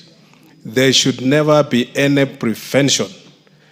I read somewhere where a mother who tried to feed a child in a restaurant, and then the restaurant quickly ejected her from the restaurant, and they say she was doing something that was not allowed. Madam Speaker, that should never happen. It is something that should be just a natural thing. It happens. The mother with a child connection should always remain, Madam Speaker, very close. And this bill is going to provide that legal framework, Madam Speaker, to Honorable Wanyonyi, I'm interrupting you because today we have many guests, many students, and we do not like them to leave before we recognize that they're in the house. Okay. So, honorable members seated in the public gallery this morning, we have students from Nairobi Road Primary School, Nakuru Town, Nakuru County. We can welcome them our usual way, honorable members. Damar Springs School, Kikuyu Constituency, Kiambu County, and Githaji Primary School, Maragua Constituency in Murang'a County. You are welcome to the National Assembly to observe proceedings of the House. You may continue, honorable member for Westlands. Thank you, Madam Speaker. I also will wish to welcome the students to enjoy the proceedings of Parliament and also see that this is a National Assembly. I'm sure many of them at one time, they'll want to come and sit where we are sitting, Madam Speaker. And we want to encourage them, and that being here, it just requires you to take serious your studies and also discipline in everything you do. Madam Speaker, thank you. Breastfeeding, Madam Speaker, according to this bill, is the first health measure that can give to a child at birth. It also enhances mother-infant relationship. That is true, Madam Speaker, because we always know that the relationship between the mother and the child, it starts at birth. Honorable Tim Wanyonyi, let me interrupt your contribution for a minute to welcome a number of schools on a public visit to the National Assembly. So we have in the Speaker's Gallery this morning, Chemi Yatumaini from Kibra constituency, Nairobi County. And then we have Kwanza girls from Kwanza constituency, Trans Nzoia County. Both schools are welcome to the National Assembly to observe the proceedings. The Honorable Ferdinand Wanyonyi will be permitted to welcome the two institutions and the learners to Parliament. Thank you very much, Mr. Speaker. I want this opportunity on the behalf of this House to welcome, I don't see them. Are they the Kwanza? Oh yeah. I want to take this opportunity, Mr. Speaker, to welcome the Kwanza girls, students from Kwanza second school, and to tell them that this is where we make laws. This is where we do the oversighting of all the functions of the government, and this is where we actually do the budgeting, what have you. And therefore, I think I want you to feel free and enjoy your stay here. And I know one of you may one day come to this House as a member of Parliament to continue helping and, of course, making laws for this country. Therefore, enjoy yourself. This is where your member of Parliament sits to make law for you. And therefore, asante sana, kuja, karibu, tuone vile iko. Asante sana. Thank you.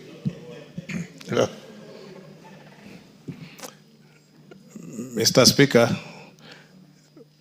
may I proceed? Problem with the mic? Yeah, Honorable Tim, before you proceed, you know, somebody is saying that Honorable Ferdinand Wanyonyi is out of order. He is certainly not out of order when the name of the school is in Kiswahili. It is Kwanza to mean number one girls in the country in terms of schools. Okay. It's a name. It's Kwanza school, number one school. And the deputy majority leader, who is a Fulbright scholar, will explain that point better. Give the deputy. You see, Honorable Speaker, Kwanza in this case, Honorable Speaker, is a noun. Okay, it's not Kiswahili, it's a noun. It could be any language, and that definitely cannot be translated to mean Kwanza as in first in Kiswahili. It cannot. It is just a noun. And therefore, for him to mix a noun and the Kiswahili language and say that they're the same, It doesn't work like that. So just like Wanyonyi is just a noun. It is not a language. Just the fact that he's called Wanyonyi does not permit him to speak Luya in this assembly. It does not, and therefore he needs to withdraw and speak in English, because the standing orders in this house are that you cannot mix two languages. You either start with one and finish that with the same language, or start with whatever. That is what it means. So he needs to withdraw and say what he wanted to say in English, or he chooses to start in Kiswahili and end in Kiswahili. Or if he wants to speak in Luya, he can start from Luya and end in Luya, and no other languages in between. Yes, I must speak.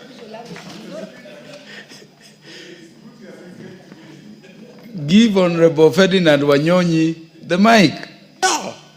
All I'm saying that I think it's good that he has come up with say what he's saying, just so that people know that this is a place where we talk either in Kiswahili or English. I never spoke Kiluya. So therefore, I think he doesn't even know what Kiluya is. So he's completely out of order. Yes. For him to have asked me to speak Kiluya. I can't speak Kiluya here. I'm a national member of parliament, therefore, karibu sana. You have to laugh. Yes. I think when they go back home, they know that this made them laugh a bit. Yes. So thank you so much, Mr. Speaker, for that chance. Welcome to Nairobi and welcome to this August House. Thank you. Yes, Honorable Ferdinand Wanyonyi, because you only spoke about our beautiful girls from Kwanza Girls in Kwanza constituency, yet I'd given you the opportunity to welcome both institutions. It would be remiss if I never gave the Honorable Rero the chance to welcome the students coming from Chemichemi. Chemichemi, it's called Chemichemi? Chemichemi ya Tumaini, beautiful school from Kibra constituency. In 1 minute, Honorable Rero. Thank you, Speaker. You know, Honorable Ferdinand is my friend. And being a nationalist, I thought he was going to welcome all the students from all the constituencies. But you missed the point and concentrated on Kwanza. But you also have other students from other constituencies who are here. First, I want to welcome all of them to this prestigious August House. But most importantly also, we have Chemichemi School from Kibra constituency. And today we are having Kwanza, Chemichemi. I think they are all nouns, as my brother said. These are names that not necessarily mean the Kiswahili terms, but they are names that mean these schools are called with those names. I want to welcome them today to this great house, and also see that people who live in formal settlement can also come to the National Assembly. It is not a preserve for those who live in prestigious places. Feel welcome, my students from Kibra and from other parts of the country in this house, and make sure that in the future you also work hard to become a member of this National Assembly. Thank you, Mr. Speaker.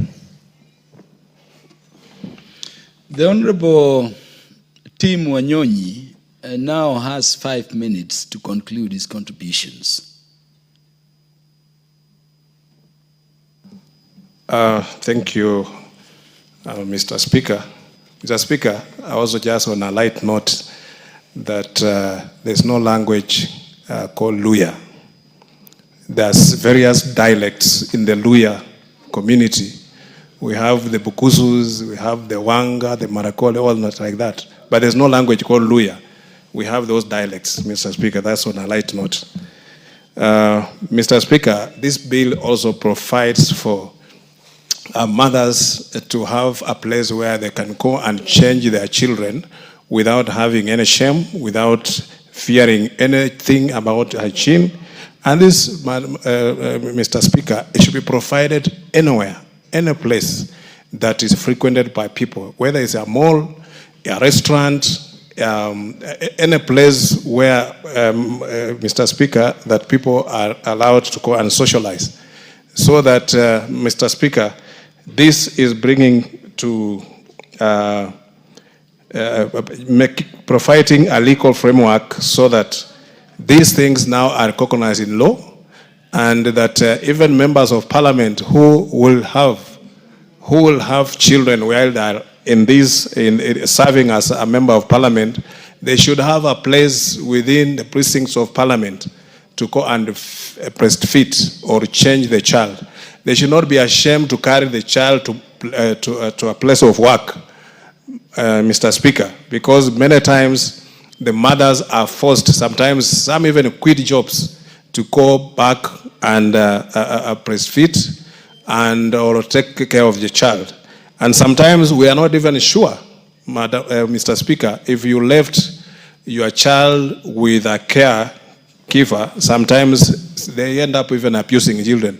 But with the mother, Madam Speaker, Mr. Speaker, the mother will be sure that the child is safe, and the first line of a mother interacting or socializing with the child is at that early stage,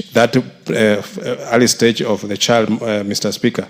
And you know, Mr. Speaker, I said the science of how a child is carried with when the mother is carrying the child is always on the left side of her body, because that's where the heart is.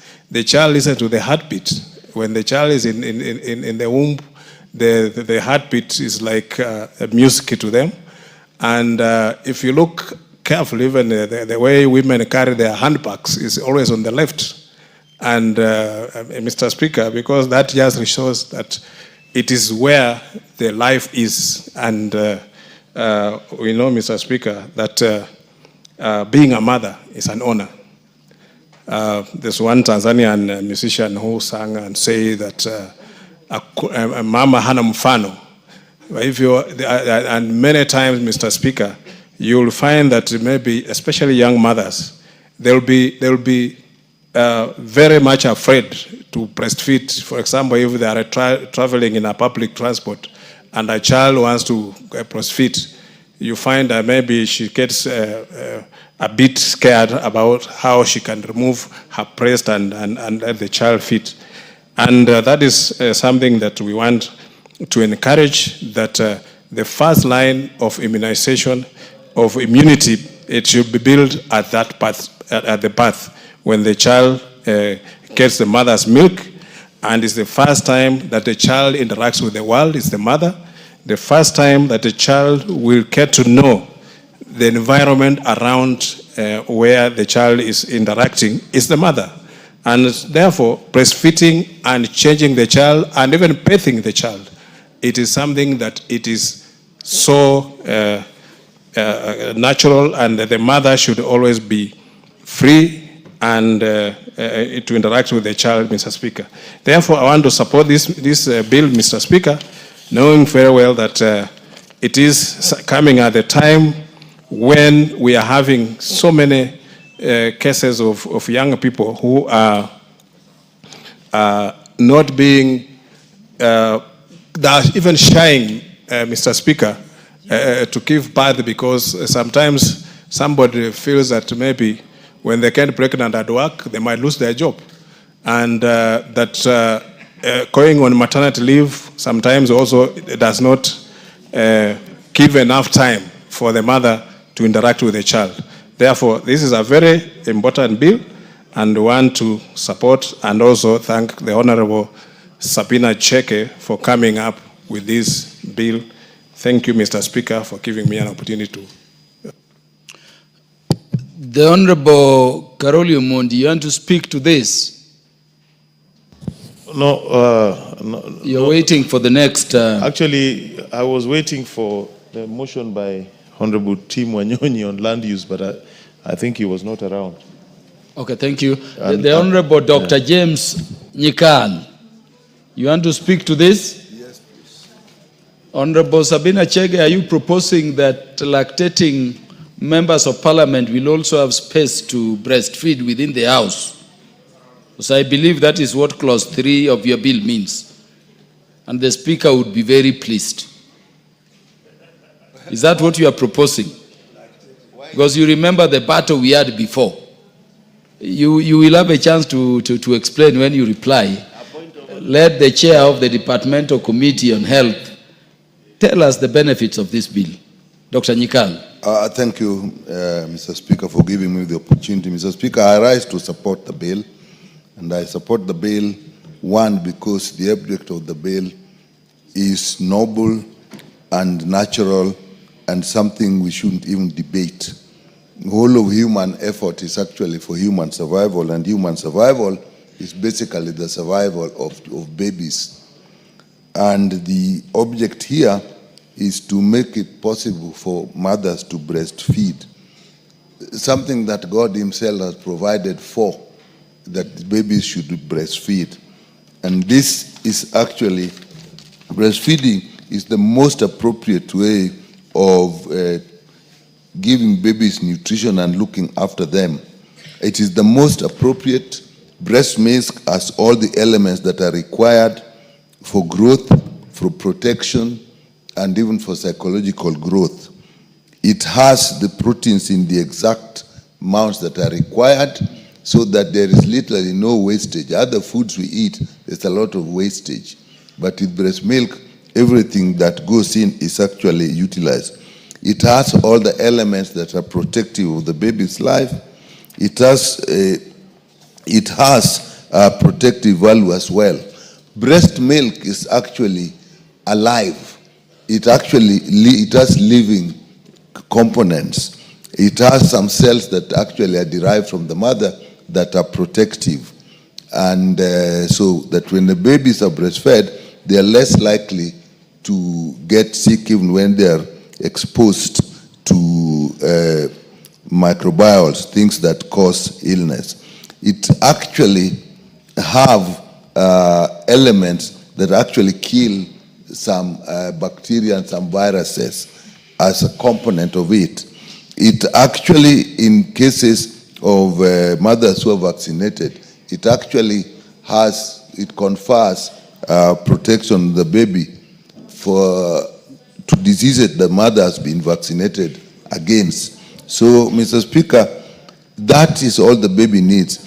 In growth and development of the baby, it's still dependent on these nutrients. And it is particularly important in the first 2 years of life, when there is maximum development of the brain in particular.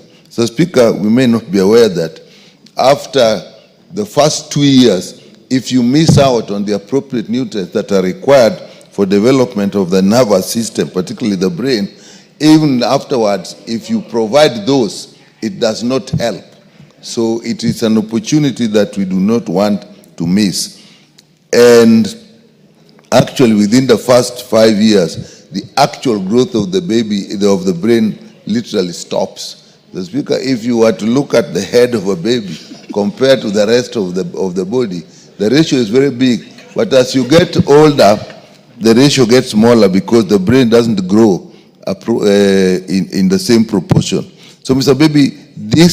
Speaker, this is the survival of babies, the development of babies, the emotional and even psychological growth. And, Mr. Speaker, the emotional development is not just from the milk, it is the interaction between the mother and the baby.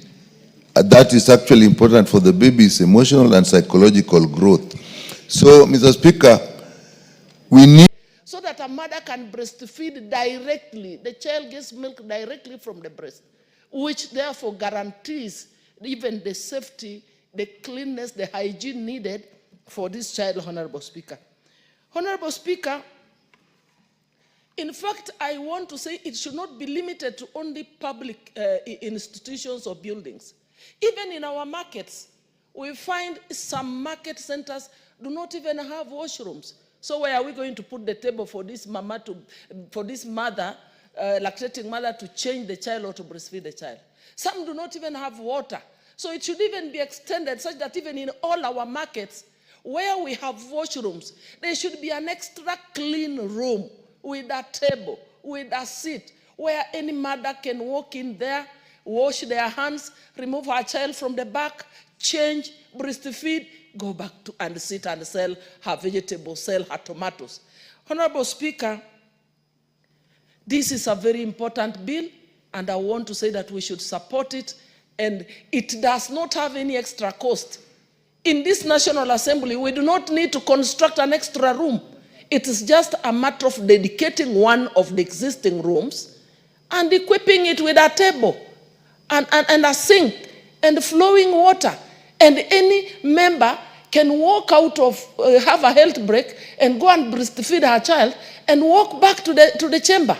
And you know, when a mother knows that the child is safe and the child can be fed, is okay, then a mother can be able even to concentrate and give more value even to the employer. With those few remarks, Honorable Speaker, I support. Honorable Emase, before you conclude, because you know what the Constitution says at Article 53, Sub-Article 2, that in all matters concerning a child, the best interest of the child will be the paramount consideration.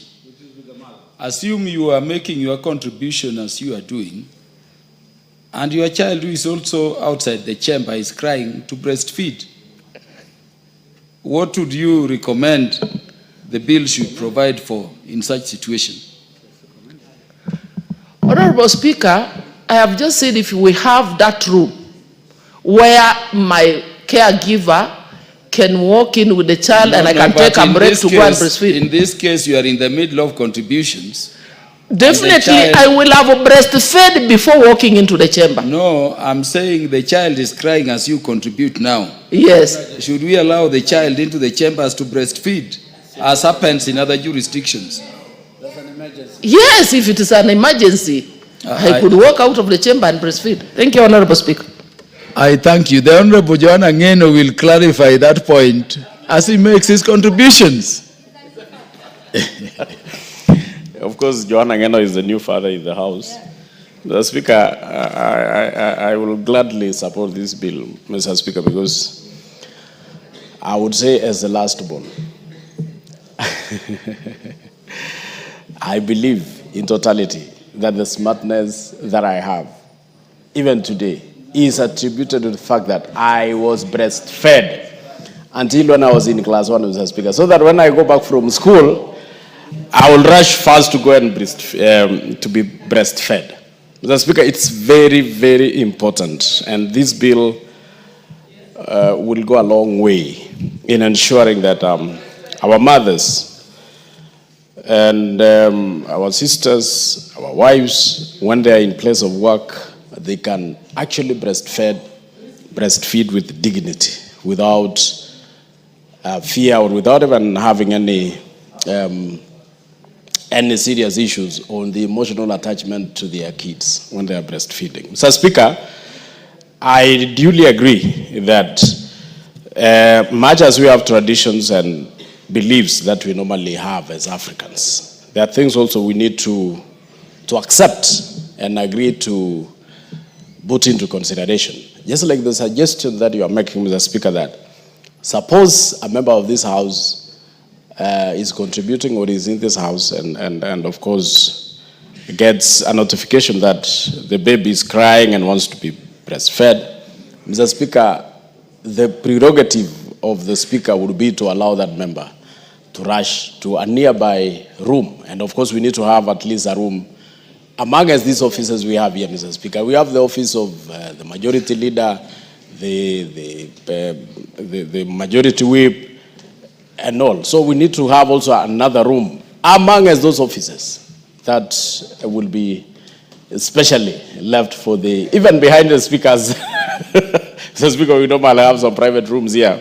We can have one for our friends and colleagues in this House, Mr. Speaker, whenever they want to breastfeed, so that in case there is an emergency, a baby is crying outside there, they can easily maneuver their way there and come back and continue with the proceedings. Mr. Speaker, I duly support and I really respect the fact that we need, as I said, as Africans sometimes we stick to so much traditions to the extent that we forget that things have changed. Mr. Speaker, respect to our kids, to our children is very paramount. The places sometimes we went to school outside these countries, Mr. Speaker, a child is given total maximum respect, so that a child of below 13 years, even if they enter a bus and you are seated, Mr. Speaker, however old you are, you must give way to the kid to sit.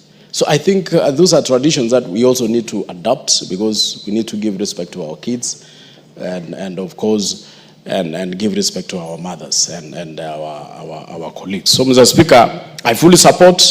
I want us to have in every opportunity, if it is hospitals, we need to have that particular special place. If it is place of work, we need to have that special place. If it is parliament, we need to have that special place.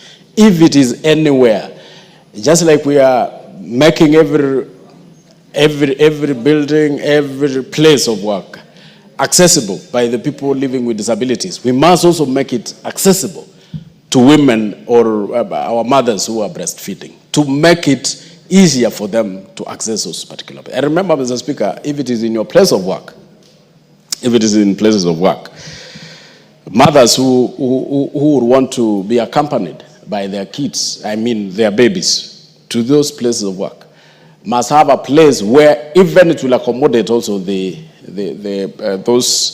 who are taking care of these kids. So it is not only just creating a space for breastfeeding. We must also have that space, have all the facilities to accommodate those mates who will be taking care of the kids while their mothers are in their place of work. Mr. Speaker, I support fully, and I will want to encourage Mheshimiwa Sabina Chege, to work on more bills that touches on mothers and children. Mr. Speaker, I support. The Honorable Basil will make his contributions after the Honorable Agnes Pareyo from Narok North on account of gender considerations. But before that happens, allow me to welcome visiting institutions to the House of Parliament. Honorable members, we have in the public gallery students and teachers from Mutu's Mixed Secondary School in Mbeere North in Embu County. We also have in the public gallery Gakanga School from Kieni constituency in the Great Nyeri County. And then we have pupils and students from Oloikum Nasira Primary, Kajiado West constituency, Kajiado County. The pupils, the students, and their teachers are welcome to the House of Parliament to observe the proceedings. Honorable Agnes Pareyo, you will welcome the students and proceed to make your contributions. Thank you, Mr. Speaker, for giving me this opportunity to welcome all the students from other constituencies to this great house. And I want to urge them to watch the proceedings and look at what we are doing and learn from what we are doing here. And I also want to encourage them to go on with their studies and put more efforts, because they are going to be tomorrow's leaders, and they will also be here. And thank you for giving me that opportunity. And to the bill, Mr. Speaker, thank you also for giving me this opportunity to contribute to this breastfeeding bill by Honorable Sabina Chege. And I want to say that as breastfeeding is godly. It's so natural, and that is the only way a child, a newly born child, communicates with a mother. When you enter into a house where a mother is breastfeeding the child, you will think there is somebody else, because this mother is talking. And you'll start looking for who is this that she's talking to. She's talking to the baby, and the baby is carefully looking at the mother. So it's another way of communicating with this baby. And the mother's milk is nutritious that it's complete food, it doesn't need anything else. You can breastfeed your child for 6 months and the child will grow because it has all what it needs to be complete food. And this milk helps to develop a child's brain. And so it's important to make sure that breastfeeding has a place and has all the respect it deserves, so that this mother can breastfeed the child without fear or without thinking that where she is not right. So we need to create a space and also give them time, because a mother also thinks about the child, because there is that connection between the child and the mother. So the mother needs time. Though I'm hearing other new terminologies of expressing milk in my community, we don't know that, but I think soon we'll also learn to do that. Because ours, we just think it is direct from the mother to the child. And so this mother needs time, because some women leave their jobs because she needs time with the child. And to give these mothers time, or to give them a priority to work, we need to create a conducive place for these mothers. It's just not only another place, it's a special place, because what they are doing is special, and the child has a right like any other person in this world. Once the child has come to this world, she has a right. The first right she has is for the mother to breastfeed that child. So for me, I support breastfeeding this bill, and to say that it is important, and we must all have in the markets, in the working places, everybody who is employing somebody who is breastfeeding must make sure that this woman has time to go and breastfeed that child. And for that reason, Mr. Speaker, I support. Thank you. Thank you, Honorable Pareo, also for the good community service you are doing before and you continue to do around those other issues concerning the family. The Honorable Basil is now recognized to make his contributions. Thank you, Mr. Speaker, for giving me the chance to contribute. Allow me to appreciate Honorable Sabina Chege for this very important bill, Mr. Speaker. As a father of two, Mr. Speaker, and I know you are also a father, and my good friend Parashina is a father of three, we all know what mothers go through. Honorable Basil, in our African culture, we never count our children. Oh, you don't count, yes. Also as men. I don't know whether the Akamba culture permits, but in the our Luo culture, it does. So, as a father, I'm saying, Mr. Speaker, we know what our women go through when it comes to breastfeeding, Mr. Speaker. There's something called time poverty, whereby women actually try to balance between productive roles, community roles, and the reproductive roles, Mr. Speaker. And that's why this bill comes very timely to support flexible working hours for lactating mothers, Mr. Speaker. Some employers, Mr. Speaker, do not recognize the particular role women play when it comes to breastfeeding and the time challenge they have to be able to report to work, at the same time ensure exclusive 6 months breastfeeding, Mr. Speaker. And that's why I do support the bill, because it provides the legal framework to support lactating mothers and more so working mothers to be able to have time to provide breastfeeding or to breastfeed their child, at the same time be able to report to work and contribute to the well-being of the economy, Mr. Speaker. Importantly, Mr. Speaker, if you look at the first world, they have similar laws, Mr. Speaker.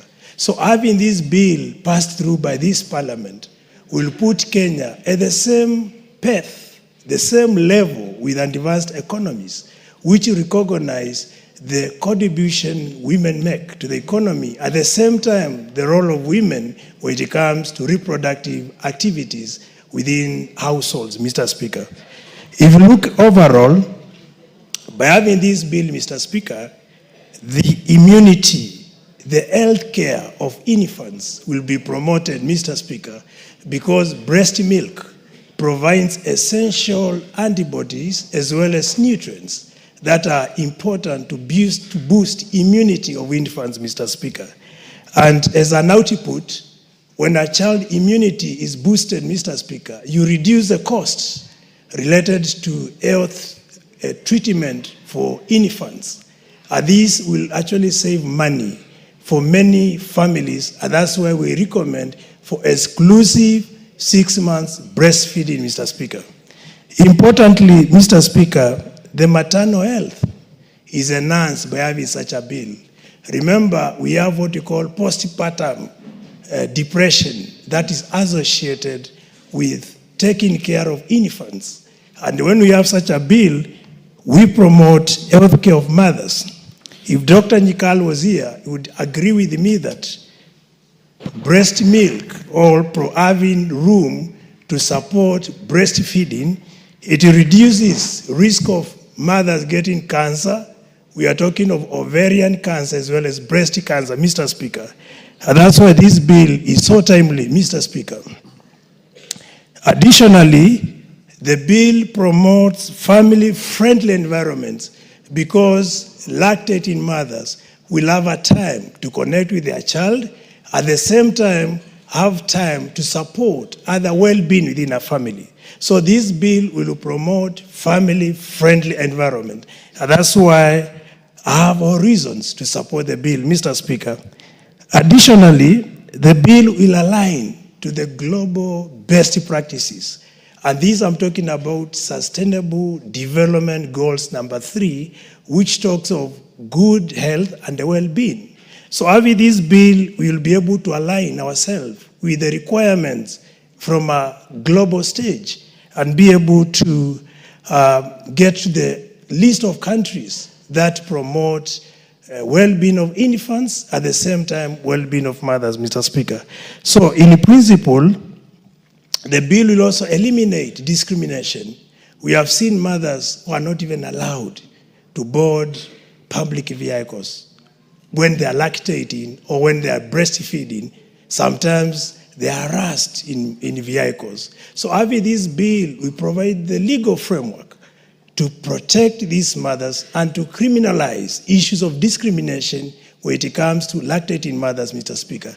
And lastly, Mr. Speaker, as the Vice Chair for Member Services and Facilities, I'll actually champion for spaces where lactating mothers, including our staff, can be able to breastfeed their infants. So with this, I submit and I support the bill, Mr. Speaker. Thank you. Honorable Basil, you know, there is an inquiry I keep making, which is not idle. You remember a similar suggestion was made by the Honorable Suleha in the previous parliament, and I know the mover of the bill I can still remember. And when we were chasing with a child from these chambers, a week later, in the United Kingdom Parliament at Westminster, a member was contributing with a child on her bosom. And by the way, when it could not continue, the Speaker of the House took the child and held the child. The flower of the future. And so is the case in the United States, so is the case in Scandinavian countries. Yes. Why does it, are you people suggesting, as honorable members, that we will allow lactating, mothers to breastfeed at places of work, but somewhere behind their actual place of work? This is very far. You go to somewhere, I don't know where it is now. Why can't we allow Honorable Sabina, if God were to use her to give another Kenyan child, to breastfeed as she contributes? Well, the best interest of the child. Go to Hungary, that is how they do it. Why are we shying? What is this tradition that makes you think in the context of breastfeeding that the breast is anything other than food for the child? The Honorable Dorothy Kiara, make your contributions. Honorable Speaker, as I support this motion and make my contribution, I want to say we are lobbying for safe, secure breastfeeding stations. And in an open place, it's not one of them. Honorable Speaker, allow me to start by saying the journey and terrain of working women has not been easy. Honorable Speaker, I want to say this as I thank Madam Sabina Chege for coming up with this bill number 8 of 2024, because, Honorable Speaker, I have been here for a longer time in this world. Honorable Speaker, working women have had it all. There is a time that working women were not allowed. Once you are employed, you get expectant, you get pregnant, you lose your job. Honorable Speaker, from there, it has gone, it went further that women were allowed to give birth, but there was no maternity leave. What they used to do, like in the teaching profession where I have been all my life, they would get a monitor to replace them during that time when they want to stay home. And it was barely 1 month, because I don't know for how long you can stay without a salary. Honorable Speaker, we moved from there and we started robbing for maternity leave. And Honorable Speaker, I don't want to go into details to that. We secured maternity leave for our workers. And today, Honorable Speaker, I want to take exception in the teaching fraternity under the reign of Dr. Nancy Macharia, where the women teachers were able to garner 4 months maternity leave. That is 120 days. That is the long they stay with their babies at home. And on top of that, we too went ahead and lobbied for the men. If you give birth, a man can be able to get paternity leave for 2 weeks. Because, Honorable Speaker, the emotional attachment of a newborn baby to both the mother and the father is equally very critical. Honorable Speaker, today we are looking at a bill that we are all supporting. And I have gotten word that it is not the first time that this bill is coming before this House. And Honorable Speaker, today it is my prayer that we are not going to bring this bill and somewhere along the way we just keep it in the shelves and it disappears in the periphery. I want to trust that today it will be the turning point that we will be able to actualize this bill once it becomes law. But before then, Honorable Speaker, a lot has been said by my previous speakers. We know the World Health Organization's recommendation is that every newborn child must be breastfed for 6 months exclusively, without a break, and without taking any other food, because breast milk has been found to have all the nutrients that will support the physical, mental, emotional growth of a child. And it is normally said that those children who breastfeed exclusively very well, even they live long, even at old age. Even the old age diseases that come along, maybe bones and other issues, they arise because somewhere along the way, this child was not fed well exclusively for the 6 months. Honorable Speaker, we are saying this, and it's very unfortunate that some of the children don't make it because mothers, unfortunately, some find themselves not there to breastfeed the children. As we go giving birth, we lose mothers. It is not a secret. And we are not saying those children don't grow. They also grow. But we are now today insisting that those mothers who are able to see their children, let those children have an opportunity of being fed breastfed for these 6 months. Honorable Speaker, I want to make a few proposals, Honorable Speaker, because this recommendation, this bill is recommending several things that must be done.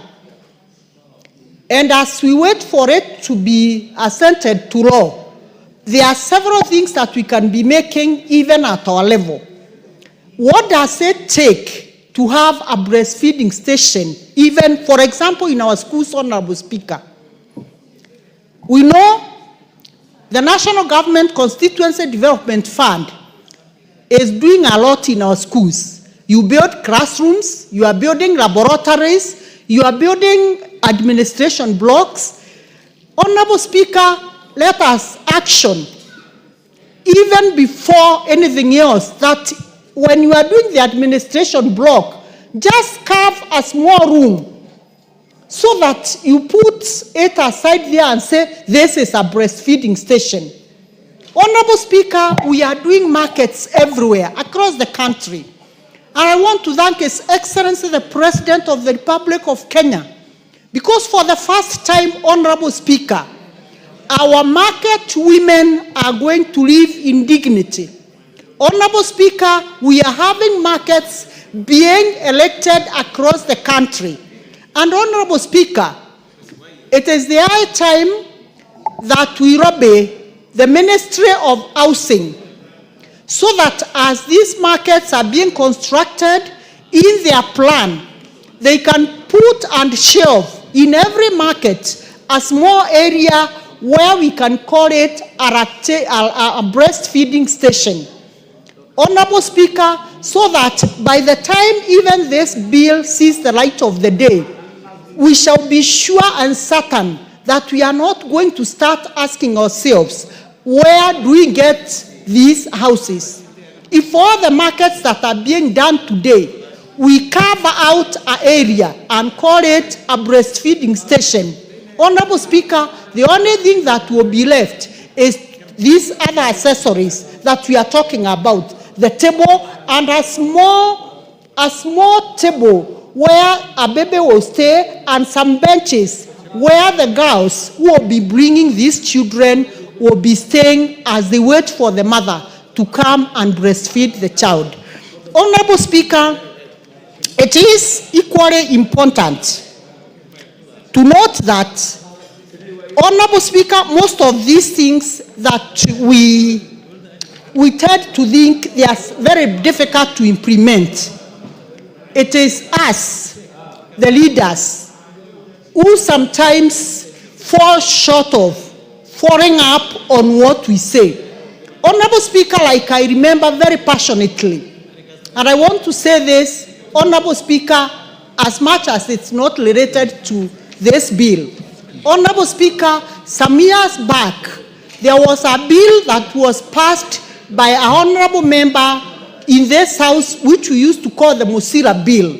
The Musira Bill used to talk about pension and how pension should be paid to our workers who have left either the teaching service or any other service. And the Musira Bill was passed in this house. But Honorable Speaker, up to date, the Musira Bill died a slow death, and now we are talking about other ways of, Honorable Speaker, paying pensions. So, Honorable Speaker, I want to urge this House, as I support this bill, as I support Honorable Sabina Chege, I want to say, Honorable Speaker, it is the high time we as women of this country, we follow up all the issues that touch on women, and we are going to rob you men so that this bill sees the light of the day. Honorable Speaker, I want to say it's a very, very progressive bill. It is a bill that we need to pass as early as today, Honorable Speaker, so that we give dignity to our lactating mothers. Thank you, Honorable Speaker. Thank you, Honorable Dorothy Kiera, nominated MP. Before further debate, let me welcome the following institutions visiting the National Assembly to observe proceedings to the House. We have in the public gallery students and teachers from the following institutions. One is Utithi Primary School in Kibwezi East Constituency, Makwiny County. Number 2 is Chepkolon Green Islands School from Ainamoi constituency in Kericho County. Number 3 is St. Vincent de Paul Boys from Kitutu Chache constituency in Kisii County. Number 4 is Heroes of the Nation School, Kitutu Chache constituency, Kisii County. Number 5 is St. Benedictine Cap Kimiluo School, Bomet East constituency, Bomet County. Number 6 is Mukungi Primary School from Kinangop constituency in Nyandarua County. And then we have Nyangwa Girls from Bere South constituency in the Great Embu County. All those students, pupils, and teachers are welcome to the National Assembly to observe the proceedings of the House. The Honorable Ibrahim Saneh is now recognized to make his contributions and give us the perspectives of the northeastern part of the country.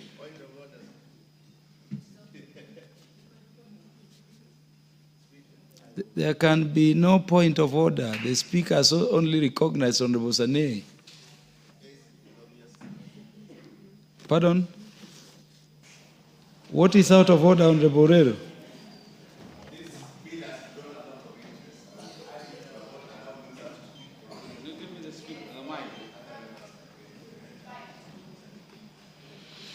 There is very little we can do. That motion on the Borero having not been moved at the beginning when the bill was proposed for debate. What I would urge members is to, reduce the time so that as many as of you can contribute to the bill. Honorable Sani, so you don't have to use the entire 10 minutes. If you can... Thank you, Mr. Speaker. Contrary to the assertions of Honorable Dorothy Modoni, I was not breastfed myself. Not because I did not have a mother or I lost my mother. Naturally, I refused to take breast milk. And so is my firstborn. He did not take breast milk. And we are doing well. She made an assertion that those who don't breastfeed may not live long. I want to live as long as 100 years. And in as much as I support this motion, I know breast milk is of great importance to both the child and the mother. It offers giving designated places to mothers who are working, gives them that flexibility and work arrangement that is friendly to them so that they can bond and feed their infants. It is important to both the mother and the child in terms of guaranteeing the health of their child, optimizing nutrition, and improving their greater health, Mr. Speaker. It reduces absenteeism at work. Most female workers will be available if such designated places are availed. It increases employee trust, loyalty, and productivity by female workers, Mr. Speaker, meaning there will be low staff turnover, especially for the female workers, Mr. Speaker. It reduces health cost if the converse would have happened, meaning if we wouldn't breastfeed our children, there would have been bigger costs in making sure that our children are healthier. There is also a positive public image on the part of bringing children and mothers closer at the workplace. It means we will be a nation that cares for its women and their children, Mr. Speaker. It will reduce stress. Mothers are assured that their youngsters are always close by, making sure that they work in a very less stressful environment, Mr. Speaker. There will be better work-life integration. When you will have home and work close by, it means there will be closer integration and job satisfaction shall be increased. However, I have a thinking that there is a paternity health within our law. I mean paternity leave that's allowed within the law. A 4-month paternity leave. Given the cost-benefit analysis, I hazard to recommend that can't we increase the paternity leave to 6 months, because the most crucial part of breastfeeding is 6 months, than trying to figure out bringing infrastructure, bringing in designated breastfeeding places all over the country. Imagine from the National Assembly to the assistant chief and the teacher in the rural villages in all of our locations and sub-locations. It is cumbersome, it is never cost effective, very expensive, and I believe it will be easier if we would have legislated otherwise, making sure that we increase the paternity leave to 6 months would have augured well for our economy and for purposes of convenience, Mr. Speaker. Malnutrition, what it is? Malnutrition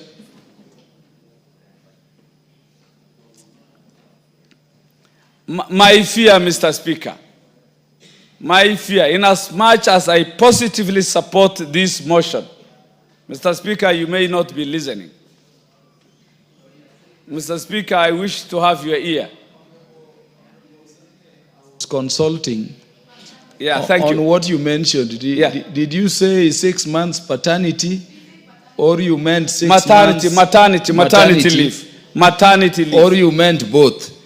Not really, maternity. Okay, maternity. So that mothers can have at least the requisite 6 months exclusively to breastfeed their infants. Then proposing infrastructure, designated areas from Nairobi, from the National Assembly to the village. We have female working teachers, female chiefs. You can imagine the cost. If we can do a little bit of cost-benefit analysis, I propose that we increase the maternity leave so that we can reduce the cost. Our economy is not doing well. We may look a bit Western. We may be a bit impracticable insofar as the implementation of this motion is concerned. I further believe if this goes through, in as much as I support breastfeeding, Mr. Speaker, the next step will be bringing in nannies, nurses, into the same designated places. So you can imagine, if we are to think forward progressively, we will ask for more, and we need them. And this brings the question, where is malnutrition pronounced in this country, Mr. Speaker? Is it in the National Assembly? Is it in Nairobi urban centers? Malnutrition is in the ASALs, where breastfeeding would have been crucial.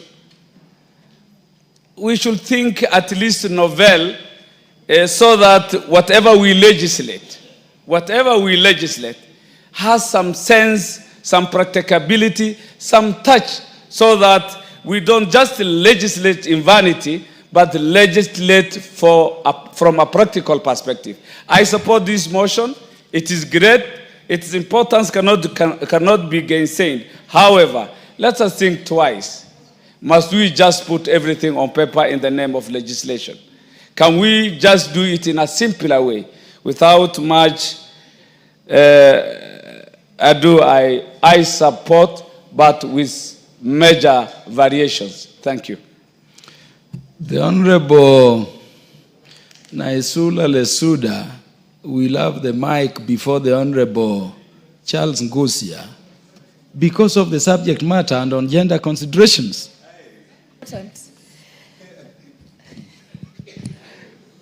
Thank you very much, Mr.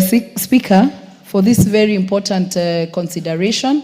Honorable Naisula, I'm reminded to welcome a number of institutions visiting the House.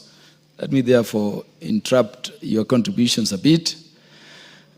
to welcome in the public and speakers gallery students from Kabiengek Secondary School in Konoin constituency, Bomet County, and students from St. Mary's Primary, Mogosho constituency, Baringo County.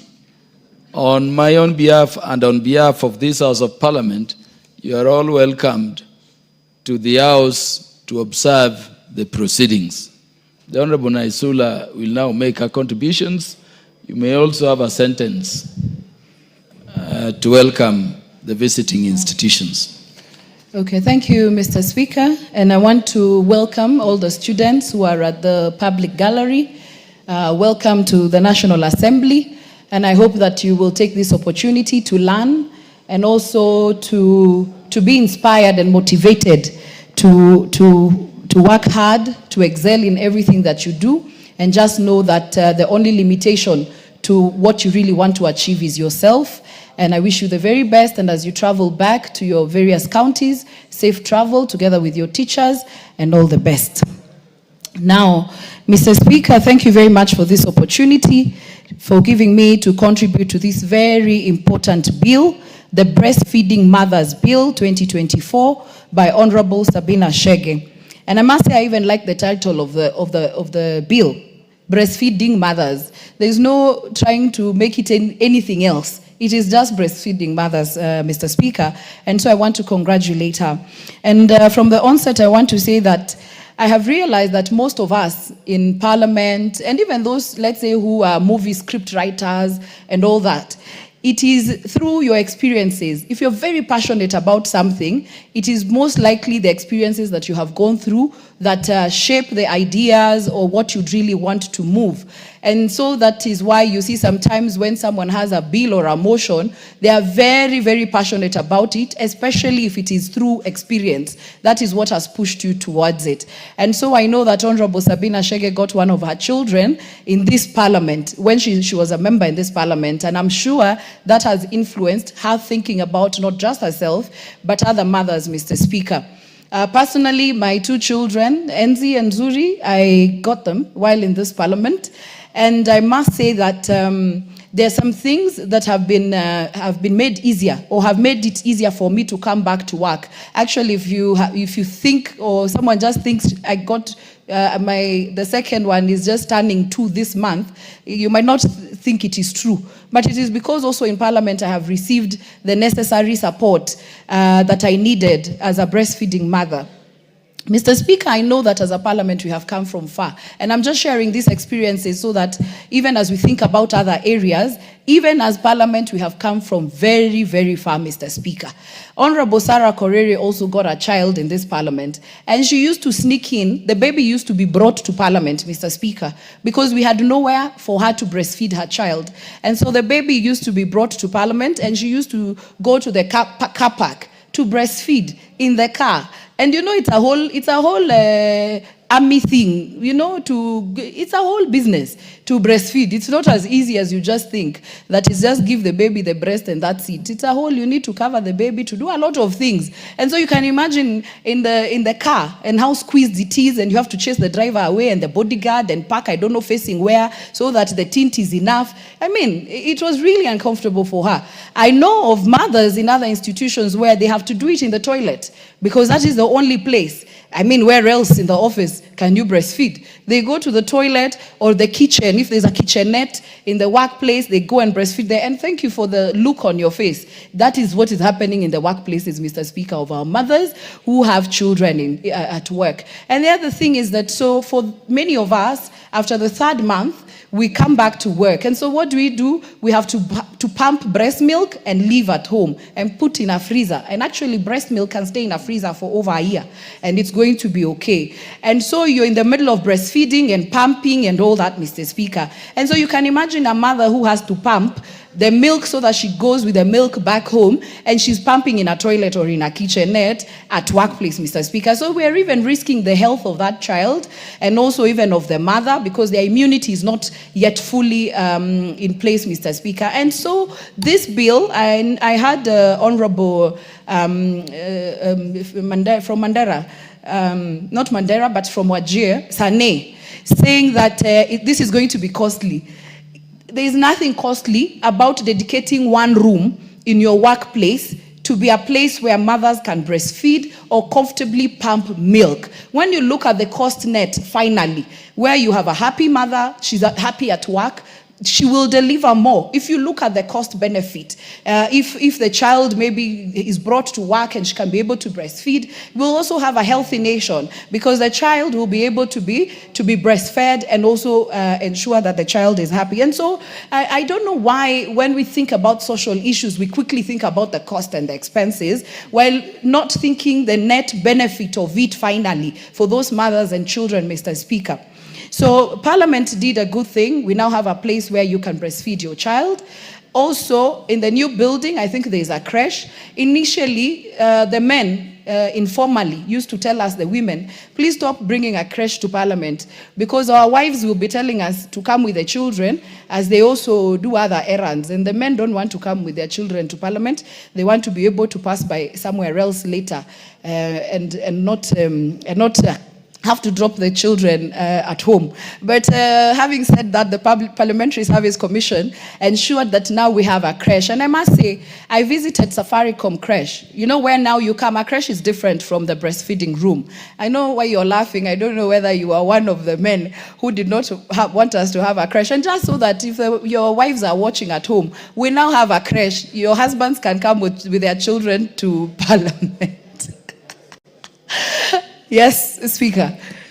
Your Speaker is the greatest advocate for breastfeeding. In fact, if you remember the last Parliament when Honorable Sulea was at the forefront in moving it, and remember that day she sneaked the house up to somewhere there, and the sergeants were chasing away with the child. It was your Speaker who stood between the sergeants, the house rules, and her. Okay. To say that the child must breastfeed. So don't worry about the spouse of the Speaker. The spouse of the Speaker knows where the Speaker stands. So anyway, thank you, Speaker. And I must say, I was going to talk about it. Honorable Zuleha made a strong point. And I remember some people saying, this one is just struggling with postpartum, and that is why she's bringing her child and drama here. No, but she wanted to communicate to us, and not just to us as Parliament, but to the rest of the country. And I think she made her point. And we commend her for that, Mr. Speaker. And so Parliament now has a creche. There is also a good thing that Parliament has done, and it was introduced by Honorable Martha. Wangari also had a child, while in children, actually, she's had 2 children in Parliament. And so Honorable Martha pushed that for 1 year, as members of Parliament, women who get their children while in Parliament, they are allowed to travel locally when we have assignments with a nanny and one child, and the nanny and a child, because it is unfair that the rest of the members continue with their work, but just because you have a child, because it's not a sickness, it's not an ailment, it's just natural. I mean, it's the most beautiful thing to bring a child to this world. And so Parliament has done very well that they've supported us. I've not been able to miss a lot of my work, committee work, when we have to go out in the field. I have been able to work with my nanny and also the child. And also it's just a beautiful experience that you work during the day, I can sneak in and go and be with the child and bond with the baby, Mr. Speaker.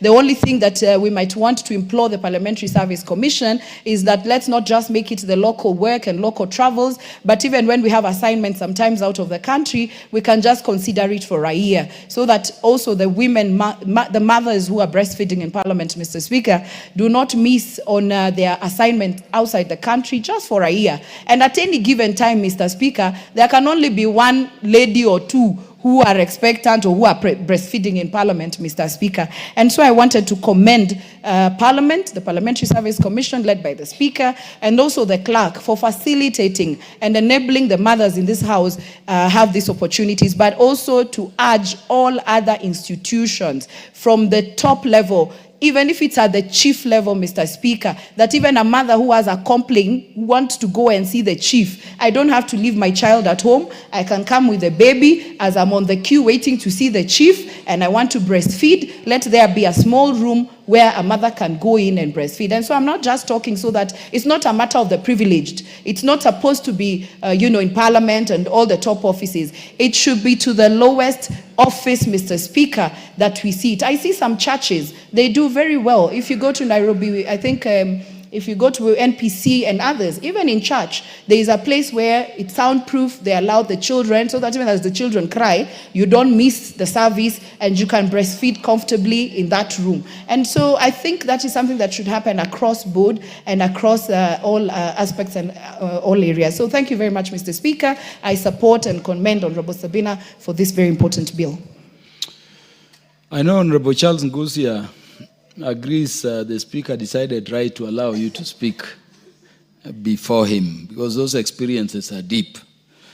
Before you give Honorable Charles Ngusia the mic, let me welcome a number of institutions in both the public gallery and the Speaker's gallery who are visiting the House to observe proceedings. What is happening in the mountain, the Honorable Kagombe? The mountain is very loud in Parliament today. What is happening? Yeah, so let me welcome students and pupils and their teachers from Gatue Primary School in Kirinyaga Central constituency, the great Kirinyaga County. And then students and pupils from Al-Huda Muslims Primary School, Kajiado Central constituency, Kajiado County. Both institutions are welcome to the National Assembly to observe proceedings. The Honorable Charles Ngusia will now speak. Thank you, Mr. Speaker, for this opportunity. Indeed, it's a good time to bring this motion because I have observed this week is one of the busiest. Children are visiting from all over the country, and I would like to take this opportunity to welcome them to the National Assembly. Mr. Speaker, it has been scientifically proven that breastfeeding actually is very important because it strengthens the immune system of the baby, and also sometimes it improves the mood of the mother who is lactating mother, Mr. Speaker. And this bill is actually seeking to provide the legal framework for the mothers who wish to breastfeed by giving them the rights actually to get lactation place in the institutions they are working in, Mr. Speaker. Mr. Speaker, I am speaking this because I was just imagining if I was a woman. I got 2 children when I joined Parliament. The first term and this term, Mr. Speaker. And I was just imagining if I was a woman lactated, it would be a very difficult circumstances for me, but I would like to salute women all over the world. Women, congratulations. We love you, we respect you, we adore you, and we cherish you forever because of what you do to our society.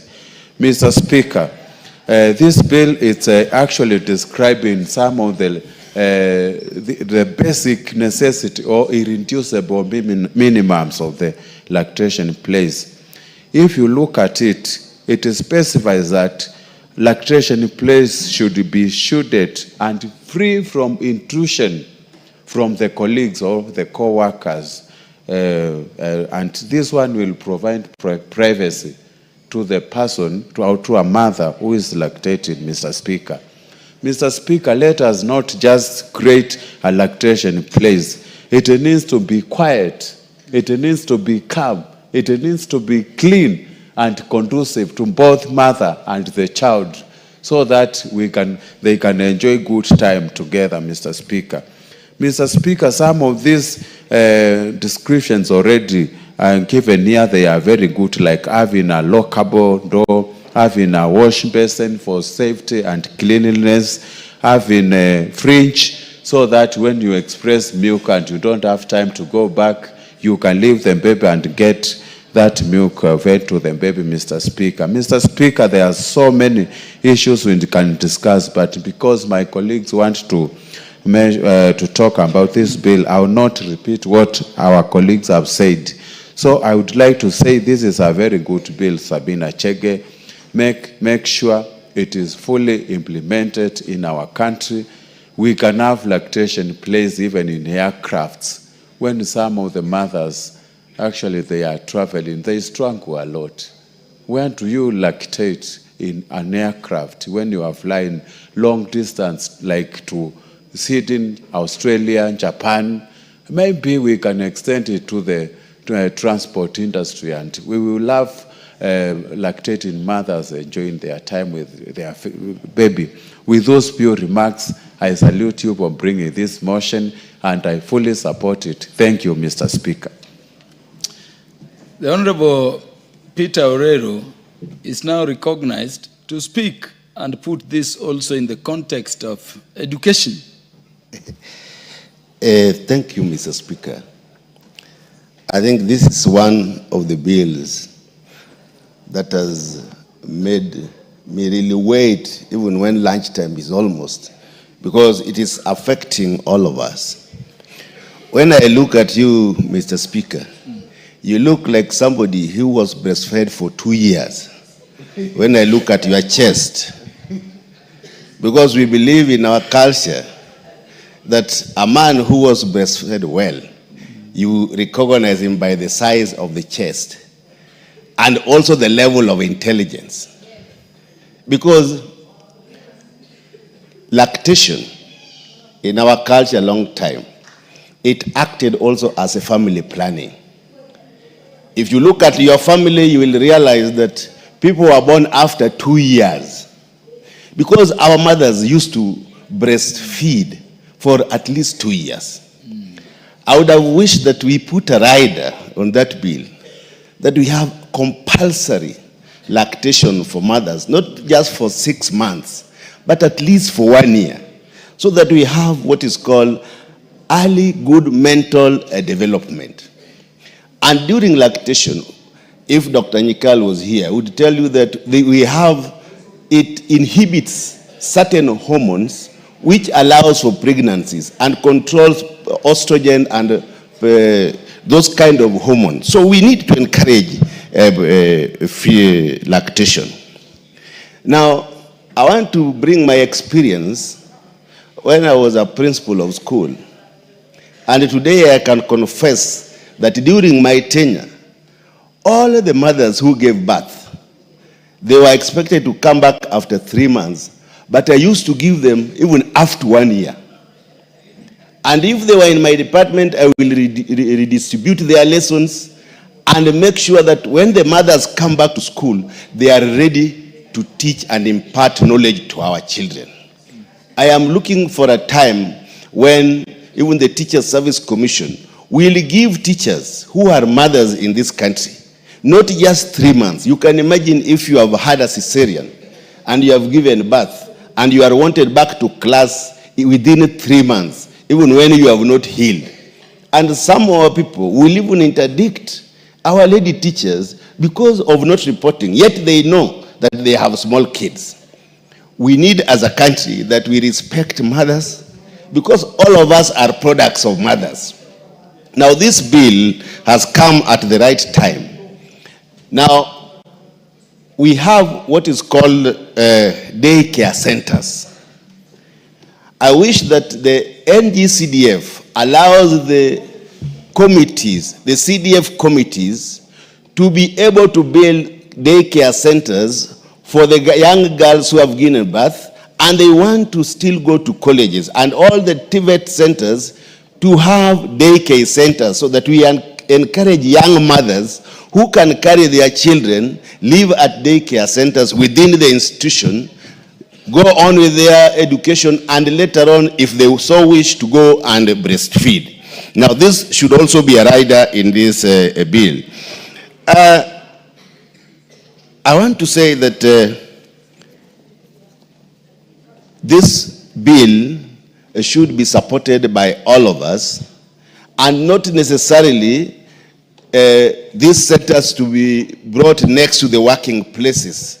I support that the mothers should be allowed to breastfeed even within the chambers just like other countries allow, so that our mothers also who are legislators are respected and are allowed to do breastfeeding where they work. And because of time, I want to thank you, Mr. Speaker, for allowing me to contribute to this very important motion.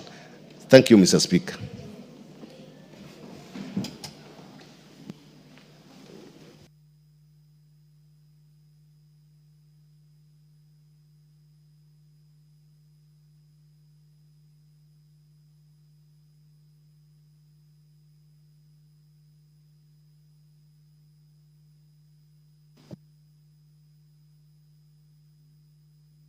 For the convenience of the House will now adjourn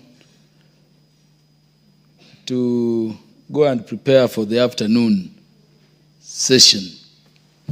We have standing honorable members. Honorable members, the time being 1:59 p.m., this House stands. Thank you. Honorable members, the time being 12:59 p.m., this House stands adjourned until today, Wednesday, the 30th day of July 2025 at 2:30 p.m.